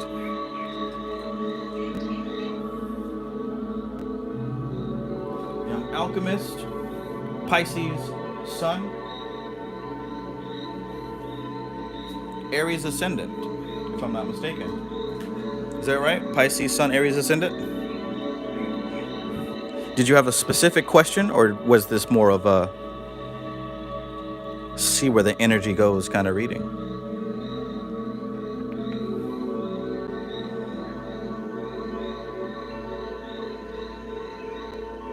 Voodoo Child 41. Peace. Voodoo Child says, I'm just lurking in the bushes tonight. Hey Trev, hey chat.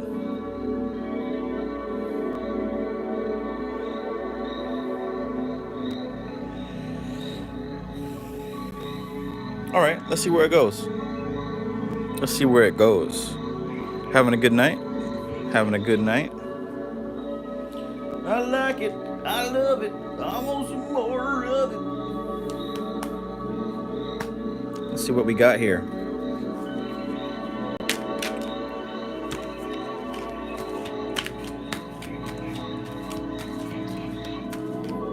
How's everybody doing? How you enjoying your night?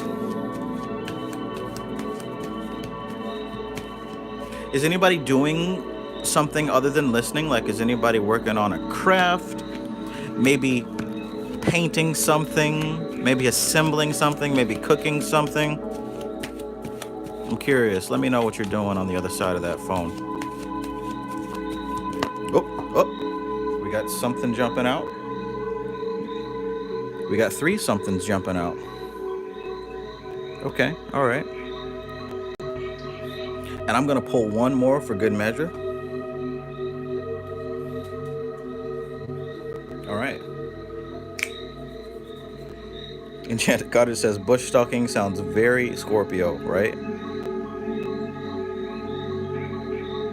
They have to know what's going on. All right, let's see where we're at. Young Alchemist. Natural Mystic says preparing 420 tincture for people. Nice, nice. Enchanted Cottage says I ate a late dinner earlier. Okay, what did you have? I haven't eaten yet.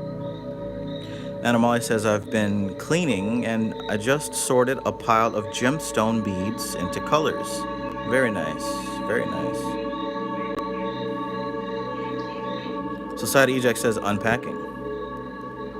Hey, Maestro, so that's another bot. They come in and they ask, what is this? And the very next response, they say thanks. I saw that last night. And this big fat just did the same thing. Chidinma says preparing to go out. It's sunrise. Okay. Greetings on the other side of the world. Framestar says ordering breakfast. What are you having? Wakey, wakey, eggs and bacon. That might be what I have.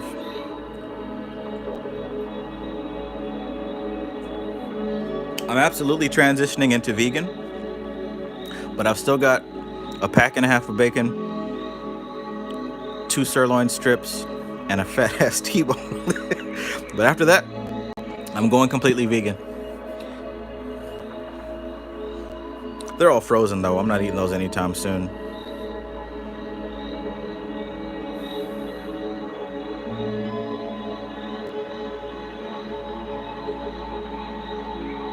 Enchanted Cottage says, I ate chili. Okay.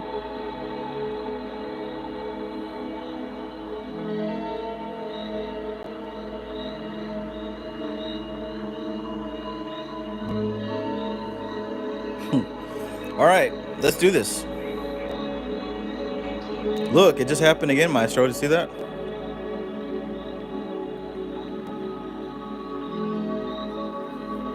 Natural Mystic says vegan. Try checking out Parasite Cleanse if you haven't. Absolutely. Absolutely. I've been doing that for a minute. As far as like yeah. Good advice. Thank you. All right. So here we go.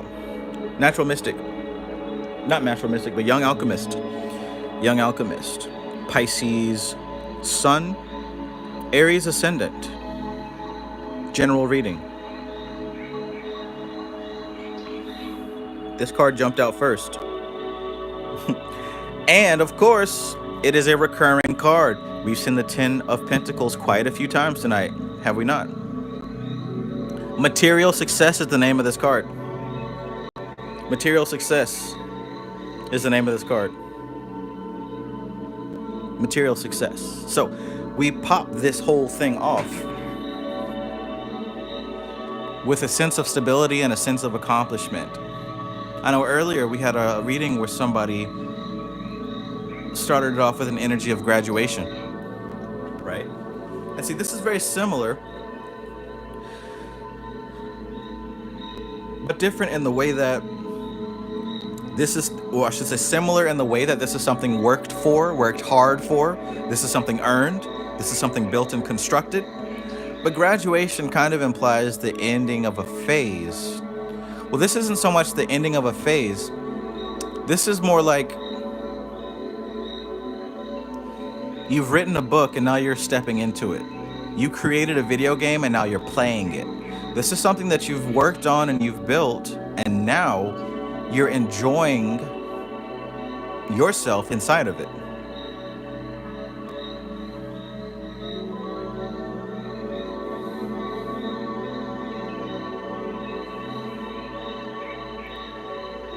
McDonald's. So this is something that you've built up for yourself. You've put a lot of energy into, and I know that feeling. It's a great feeling. And being a Pisces, this is something that you're notoriously good at. Creating something to enjoy yourself in. Creating some type of mental thing, some type of emotional thing. This could even be a physical thing. Something you've built that you're now, you've taken the 7th day and God rested, right? This card also jumped out. 5 of Wands, right? So now we've got a stick measuring contest. We've got a little bit of a competition, a little bit of a battle. A couple of people who want to be the one in charge, who want to be in lead, but that desire is not going to simply come to pass without challenge. So perhaps something that you've built is intimidating someone else. Peace, sunshine chick. Perhaps this thing that you've built, this thing that you have crafted and created and you're enjoying yourself within, perhaps it's caught the attention of others. Now, like I said, it rings similar to the energy of a promotion or a graduation or something like that. It rings similar to that energy, but it's not quite that. This is something that's more like lasting, something that you're in the midst of. And being in the midst of it, you caught the attention of others who might want what you have or feel like what they have is better than what you have.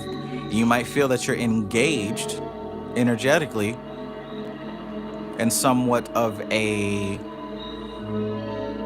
I'm the man, no, I'm the man kind of battle. Let me know how that sounds to you so far, young alchemist. Star Lion says, this lasagna sent me to another dimension. Man, don't come in here talking like that. Have you tried the lasagna? It's my favorite. Young alchemist, let's see where else we go with this. So, you're no stranger to hard work. You're no stranger to hard work. See, behind this competition, this stick measuring contest, behind all of that, what you have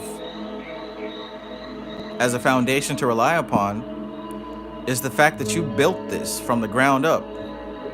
This is something that you put your focus towards. This is something that you spent time and energy crafting from the ground up. You studied for this. You've practiced for this.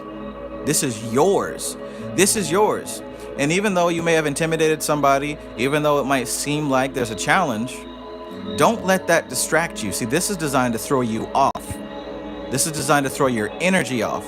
Fire, wands, right?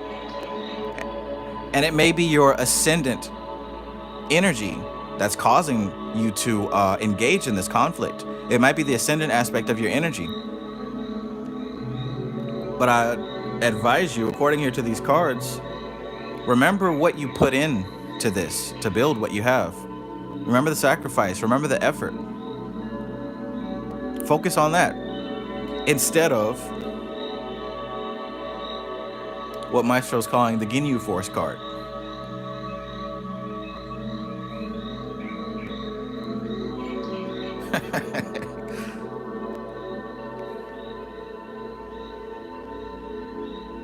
And Amalia says, y'all are spicy tonight, LMAO. My ass is tired. Spicy. Star Lion says, need some more macaroni noises around here.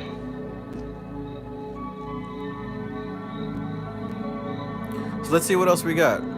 Young Alchemist.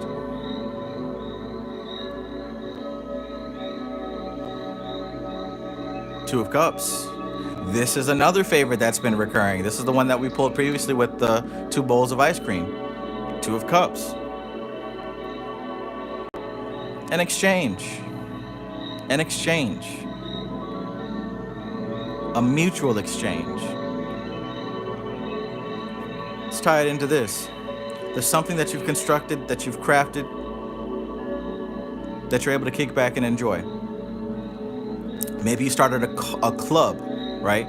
That's what I mean. Like, there's something that you crafted and created, and it's not that you're leaving it and moving on to something else. You built this for your, hell, maybe you started working on a house. Maybe you've built a house. Maybe you've built, I don't know, a car. Maybe there's something that you have been building that you're able to enjoy. And at the same time, there's a bit of a like, say, for example, maybe you custom build cars, right? And you're entering some kind of competition, and you might be getting intimidated as if you're gonna lose, But I'm saying you need to trust the process. Trust what you put into this, right?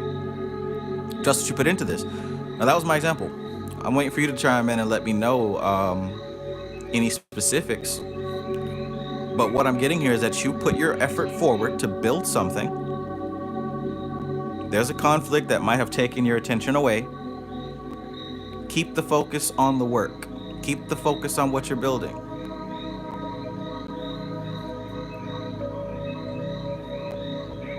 Because at the end of the day, here's what we have. We've got this even exchange. If it is a competition, if there is a competition, then quite possibly you can rest assured that maybe these others feel intimidated because they also see what you've put into this.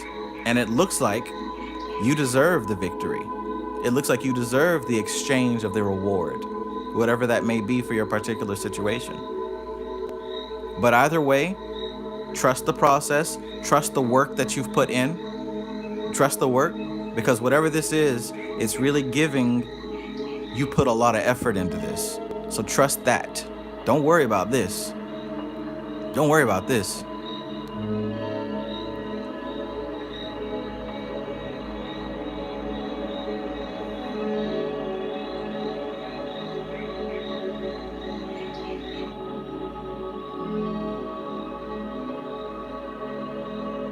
Receive that exchange.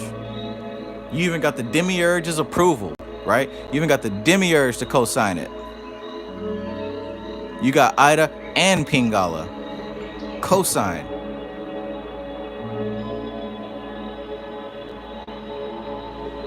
MC Maestro says, shit, I remember the new slang word, bussy. Bussy. Random Lumberjack says, this makes me feel at peace. Excellent.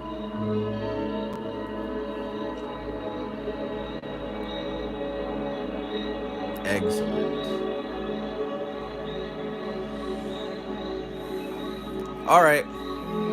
Well, wherever you are, young alchemist, I hope that you heard your reading, and I hope that you're able to see something within that reading that you can kind of take and utilize and, you know, get some hope or some positivity out of it. MC Master says, I put that on y'all the broth. A dollar bra. Dollar bra. Bobby Hemming did not care how that word was spelled. He was going to say it the way he wanted to say it. Yadalda broth.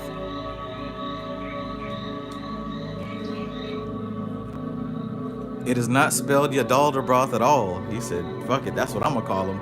Yadalda broth. Repeatedly. All right. So, we have another reading for MC Maestro.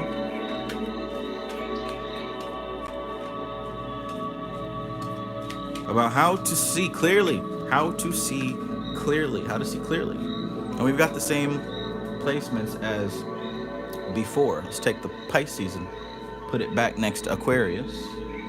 And let's get this Aries Taurus cusp, right? The Aries Taurus cusp.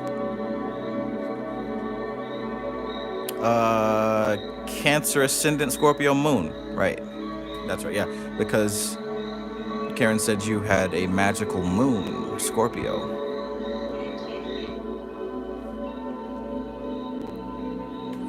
Yeah. Y'all all right? Give me some questions. We have some ladies in the room. Some of y'all men can get up and let the women have a seat. Some of y'all women can get up and let these women have a seat. What did Bobby Hemmett say? As long as I have a face, she will have a place to sit.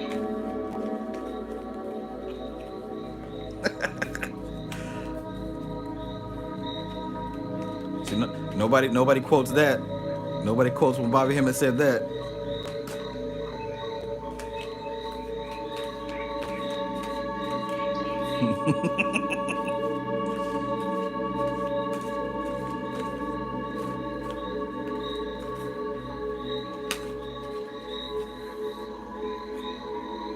See, nobody want to repeat that quote. So y'all scared. That's what it is. Y'all terrified.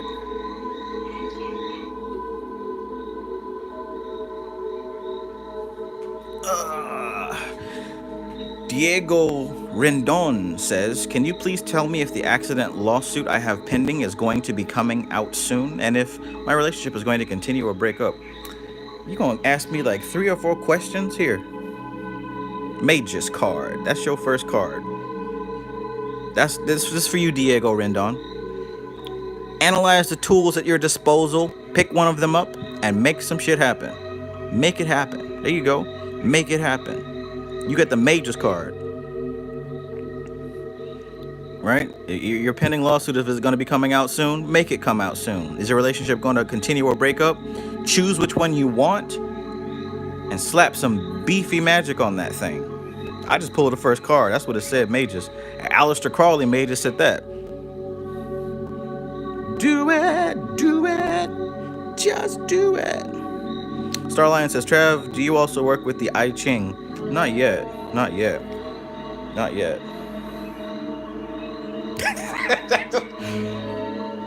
Ask your lawyer. All right, so who do I have next?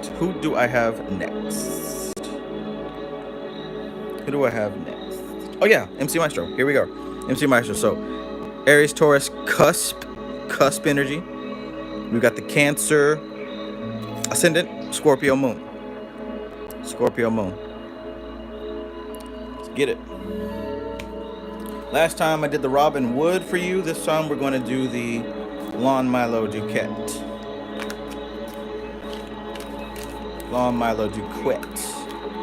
Just do it.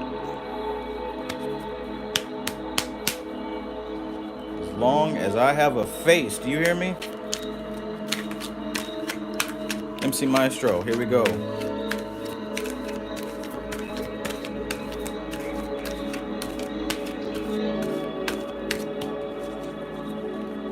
Here we go. What shall we do with this Kundalini?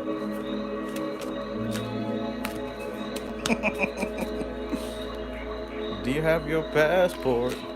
Did you get your shots?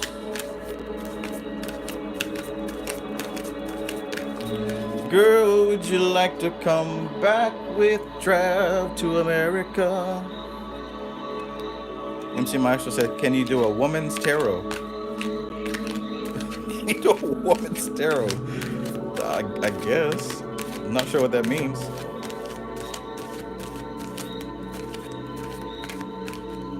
Alright guys, don't be too mean. Now everybody's not a bot. The majority of the folks are long-time viewers. Chidinma is a long-time viewer. I don't know who the other person was. Be nice. Be nice. I know when you get that sword in your hand, that sword of Gibra, you start to feel the power surge up your wrist and your forearm. But don't block everybody now. Let some people are genuinely curious and they want to know. Don't scare them off.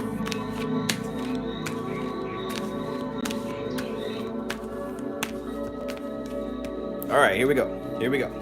MC Maestro, you here with me? All right. MC Maestro says, I'm in limbo between the Duquette and Modern Witch, but I will save Modern Witch for another time. Okay. All right. I like this Duquette set.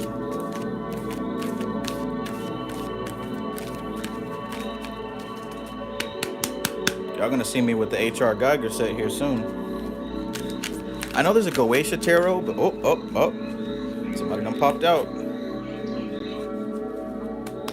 All right, the question was about how to see clearly. I'm gonna pull a few more before I start to interpret that. Oh, you were talking about the Modern Witch when you said Woman's Tarot. Gotcha. Enchanted Carter says, I haven't used my Modern Witch in forever. Yeah, y'all heard that deck's feelings.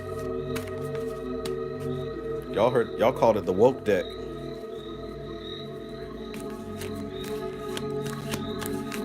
She only want me to pull her out the box now.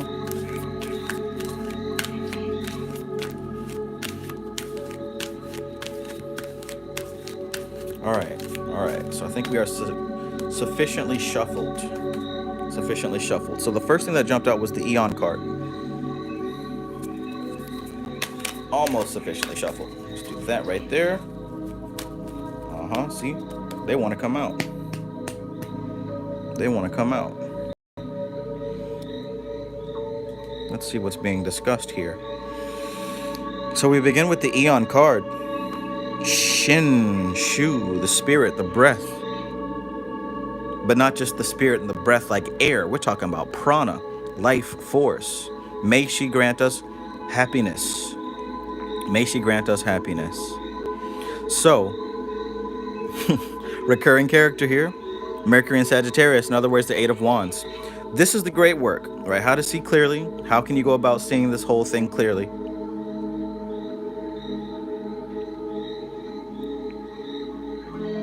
We begin with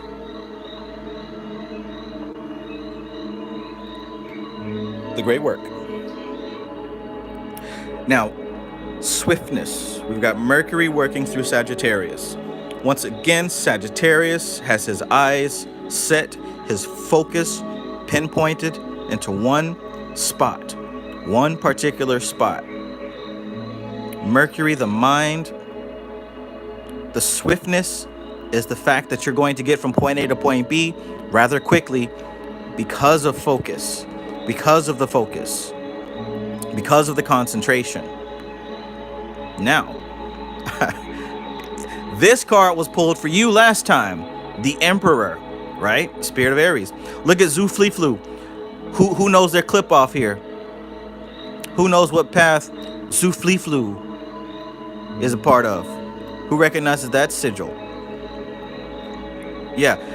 Another beautiful thing about these cards, and probably the main reason I didn't want to use them on camera, is because each of the cards have the sigils for the Goetia and for the cliff spirits, the tunnel to set spirits. So who knows what path Zhu Fli-Flu belongs to?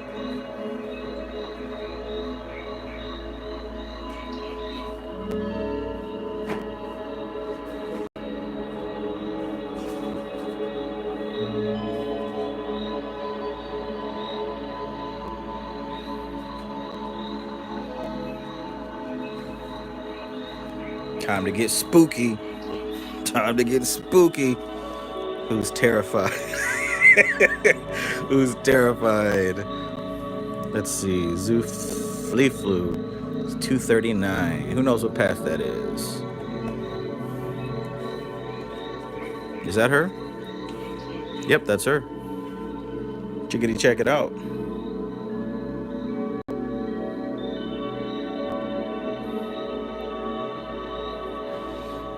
I wonder what path she represents. She connects Gamaliel and Arab Zarak.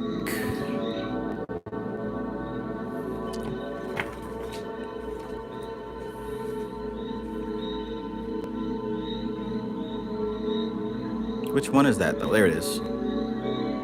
18th path. Uh-oh. No, I need to go look it up. Which one is the 18th path?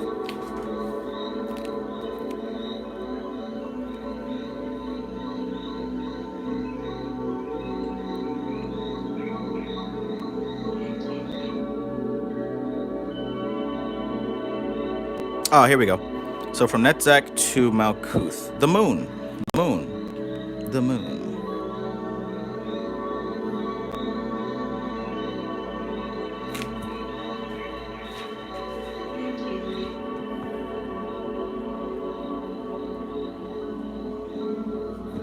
All that to say, we're back with the Emperor card. The four pillars, the foundation, the divine masculine, right? The divine masculine, which sets this arrow into motion at the behest of the great work that's being performed. MC Maestro says, man, why didn't she put the regular ass Sephira in the book? Well, it's a book about the clip-off, I guess. So, you know, you got to keep it spooky. All these clip-off books, man, especially by that particular company, they're still talking about Tree of Life magic. But, you know, you got to use the spooky words instead. That's part of the gimmick. So the great work is the fuel behind these arrows being launched by the powers of the combined divine masculine. The divine masculine who is upheld by the authority of the four directions. Thank you, Karen. So that's what those four pillars represent in this particular card. The King of Wands, the King of Cups, the King of Swords, and the King of Pentacles. That's what those four pillars represent. Notice he's holding the orb.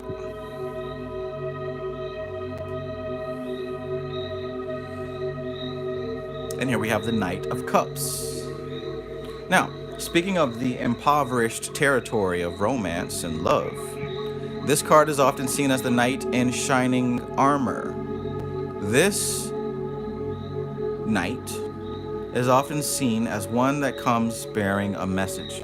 So this will relate to the Eight of Wands card in that swiftness is also often represented as a message being delivered, communication. We're talking about Mercury as an energy behind here. Mercury being pinpointed by Sagittarius in a particular direction. So let's bring this together and break it down. We could be talking about some type of email, some type of text message, some type of DM, right? You've got your focus on the work that you're doing, right? You've got your focus on the things that you're building spiritually, the different energies that you're assembling and putting together, the direction that you are headed in. Now, you've sent that out. You sent that out. Divine masculine, you've steered reality in a particular direction and you sent that out. Now what's happening is now that message, that the direction that you sent out is now causing a message to come back. Swiftness.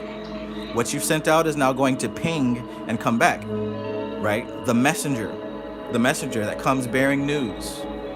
Sometimes it's seen as the knight in shining armor, which can be very romantic. Other times, this can be an emissary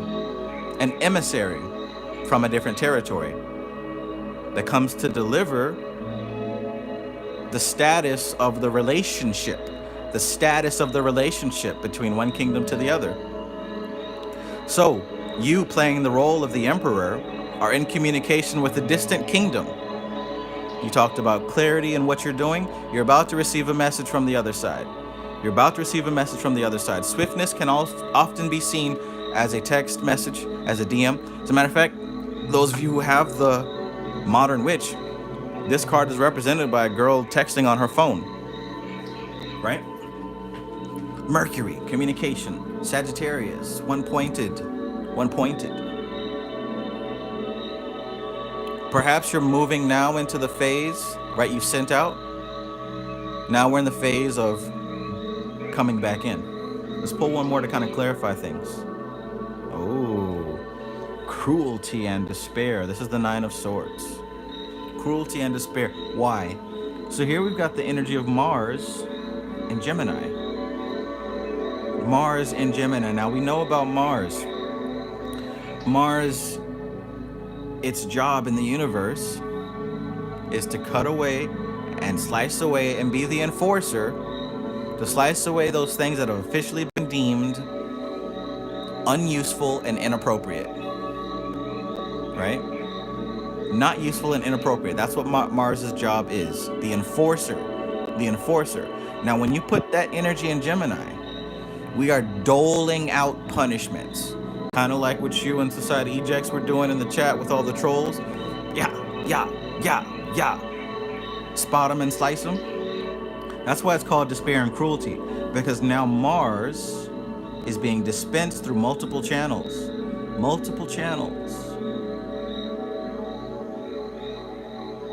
And the despair and cruelty part comes where, with this slicing being mass produced, it's very easy to chop off something that might not have needed to be chopped.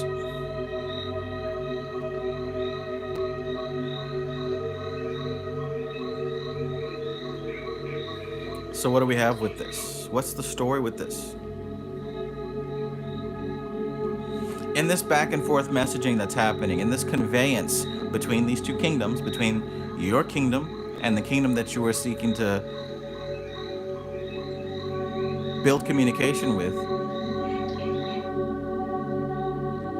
You did mention tapping more into the masculine aspect of things last night. Perhaps it would be a good idea,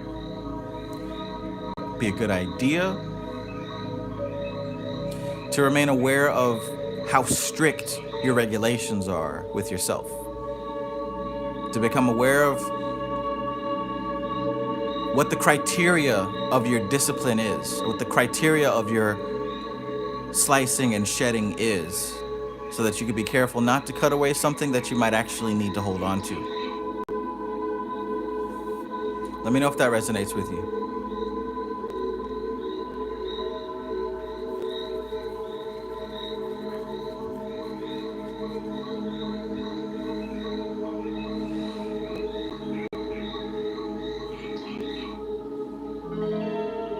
Starlion says, what happens after someone completes the great work? Well, judging off of figures in the past, right? You can look at Christ, you can look at different saints and different, like Catholicism and stuff like that. When someone completes the great work, they become a timeless and established channel between the spirit that they were an avatar of and the rest of humanity. Right? So look at, say, Swami Satyananda Saraswati. You know that Saraswati is a goddess herself. When you've achieved and completed the great work, you and your life becomes a direct channel to that energy that you were working with. So you might leave behind a school, you might leave behind something that people can utilize to tap into that energy. You become a star. So what that means in like the material sense is that your life and your work, and hell, here's the beautiful thing. When you complete the great work, you go all the way up the tree of life. And one of the aspects of that tree is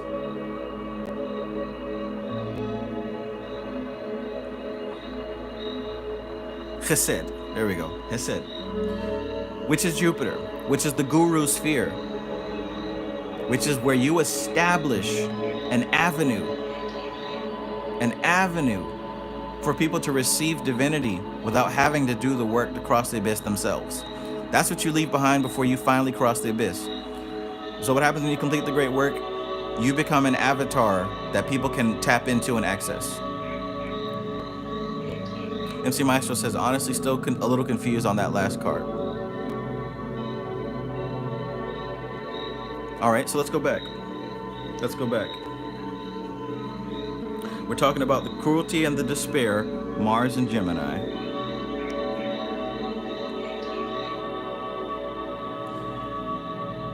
So looking at Gemini, we can think about the area of your life that deals with the thought process, the scattered thought process, what you're analyzing, what you are,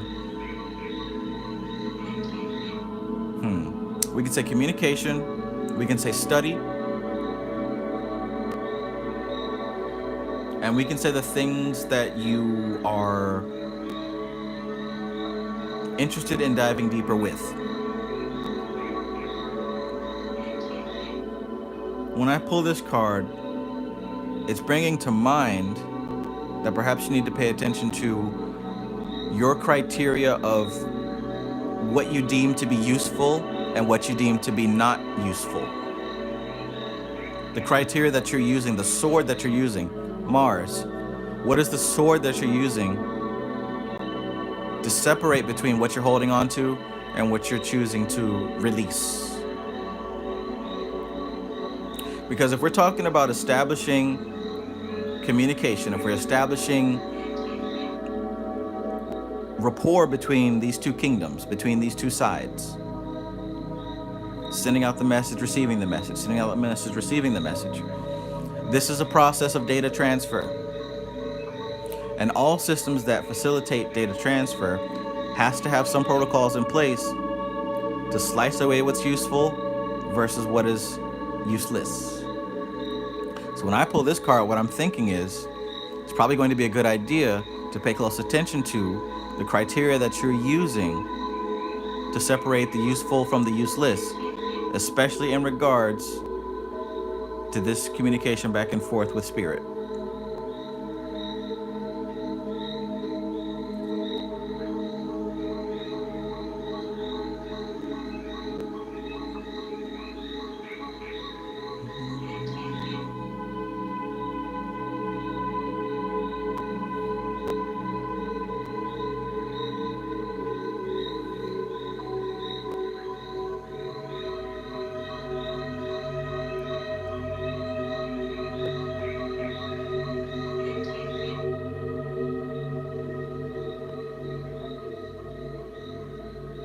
Mm-hmm.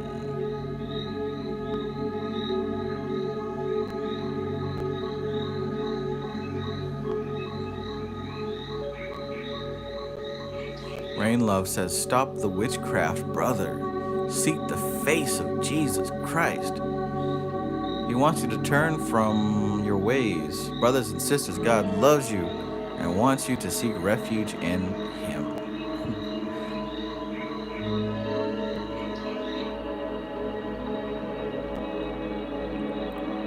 Star Lion says, Bill Donahue always said the white horse Pegasus is a messenger in the Bible.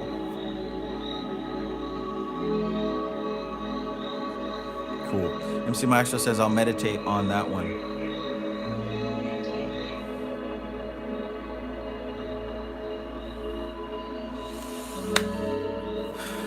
All right, all right. Wow, can you guys believe that it has been just about 4 hours? These always take about 4 hours, I'd say. But shit. No worries from me. We're used to it by now, right? Oh my goodness. 4 hours. 4 hours.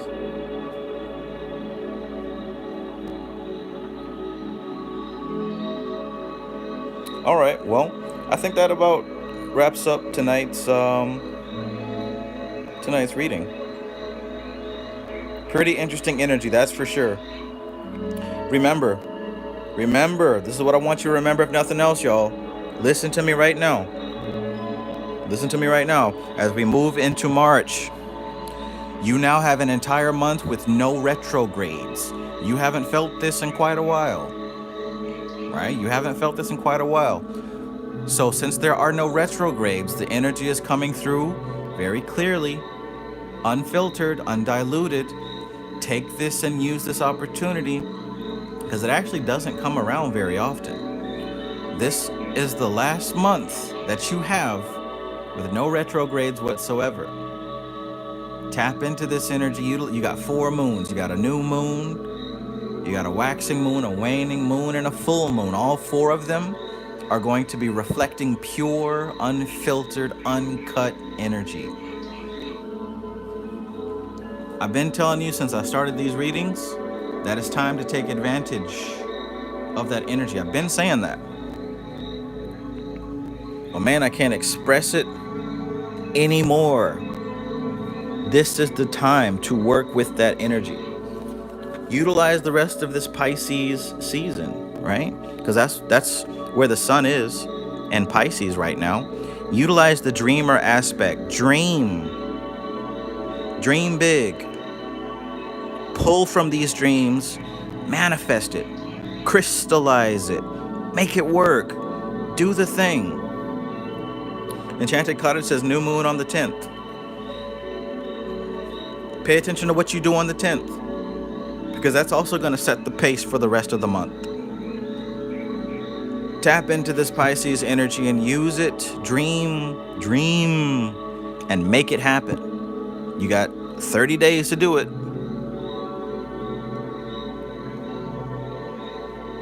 Because guess what? Guess what? At the end of the month, we're kicking into Aries. We're starting all over again. At the end of the month, we're kicking into Aries. Right? So you got a couple more days to dream. You got a couple more weeks to figure this thing out. Because right afterwards, the heat turns right back up. And whatever you built, this is the engines getting kicked on, by the way. This is your last month to pull down the blueprints and start to construct and build your vehicle, right? I'm telling you in advance, you have time right now to do this. And the more time that you spend working on this thing, the more complete, the more ready it's going to be. And not only the more complete and ready, but in the process of you working and building and applying yourself, right? Exercising your creativity, in the process of you doing all that, you're going to come up with new ideas that you didn't even think of. You know what I'm going to do when I finish this live stream? I'm going to cut off the lights and I'm going to go into deep meditation and I'm going to start pulling some of this stuff down. Hell, I inspired myself tonight. I'm going to start pulling some of this stuff down into the physical dimension and I'm going to start building and crafting, right? Now, am I just talking shit? You'll see. I'm public with my stuff. I'm public with it.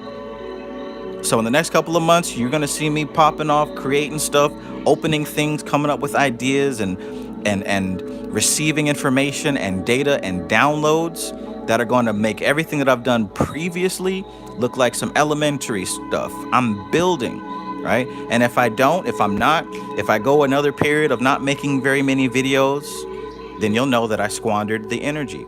But that's not gonna happen. And it's not going to happen with you either. Because those of you who are tuned in right now, you've been listening to this live stream for damn near the whole thing. Damn near the whole thing. I rock with y'all. I love y'all. I appreciate y'all. And I am looking forward to hearing what you all are creating with this energy. We are a team. We are a group, right?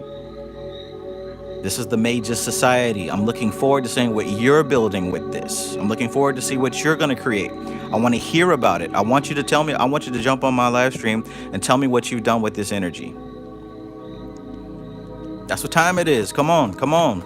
I'm trying to leave you with a pep talk so when you get off this phone, you go do something. That's what I'm about to do. All right? Use it. Use it. This is what we got. This is what we all have access to. The fire energy. It is here. It is strong. You have a whole month to receive this thing raw and uncut. Use it. All right? That's all I'm going to say. Use it. So this has been great. This has been awesome. Like, I really love doing these readings. I love being able to communicate with people on an intimate level and to be able to give help, to use my skills to be able to help somebody. I love being able to do that. And I thank you all for being a part of this. Thank you all for sharing your ideas. You know, homie told me about the Hebrew stuff and I completely overlooked that. I'm gonna start looking into that. Some of y'all have given me other insights. All right. All right. Next time I go live, I want y'all to start telling me what you've been working on. Don't sit up here confused. Oh, I didn't read. No. Next time I go live, I need to be seeing in this chat what you've been working on. All of you. You too. I don't care if this is your first live stream. All right. Let's do it. This is TK Trav, aka Travis Magus, here with LVX777. I love you all. And look, for the few people, Imani, Useless Familiar, I know y'all purchased a reading from me. I don't know. I guess, you know, it went kind of past your bedtime. I hope to see you next time. If you're listening, just let me know. We'll pick up where we left off with. I'm not finna take your money and run. I'm here. You know where I'm at. I'll see you on the next reading. But y'all have a good night. You got homework to do. Use this energy. I love you. Peace. This is a mudra, by the way. This is the prana mudra. When you do this, you're charging yourself with energy and you're sending it out.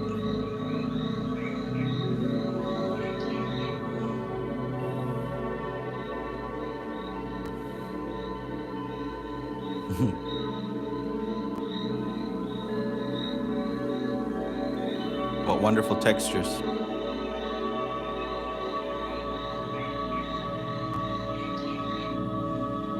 All right, see you next time. Go write down your affirmations. Go brainstorm, go meditate, do whatever it is you gotta do. Get it done. Don't just jump on Xbox or Netflix. Make use of this energy because it's not going to be here forever. Honestly, you got a 30-day window, bro. Like, you don't get that much time regularly. At most, you get a couple of days, maybe a week. You got a whole month of this, man. You better use it.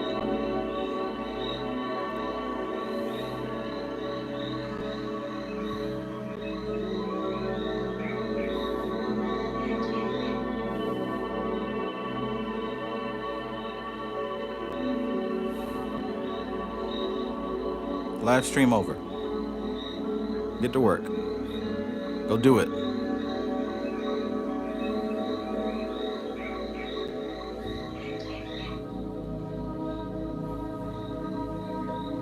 Go do it. All right, time for me to do it. Peace.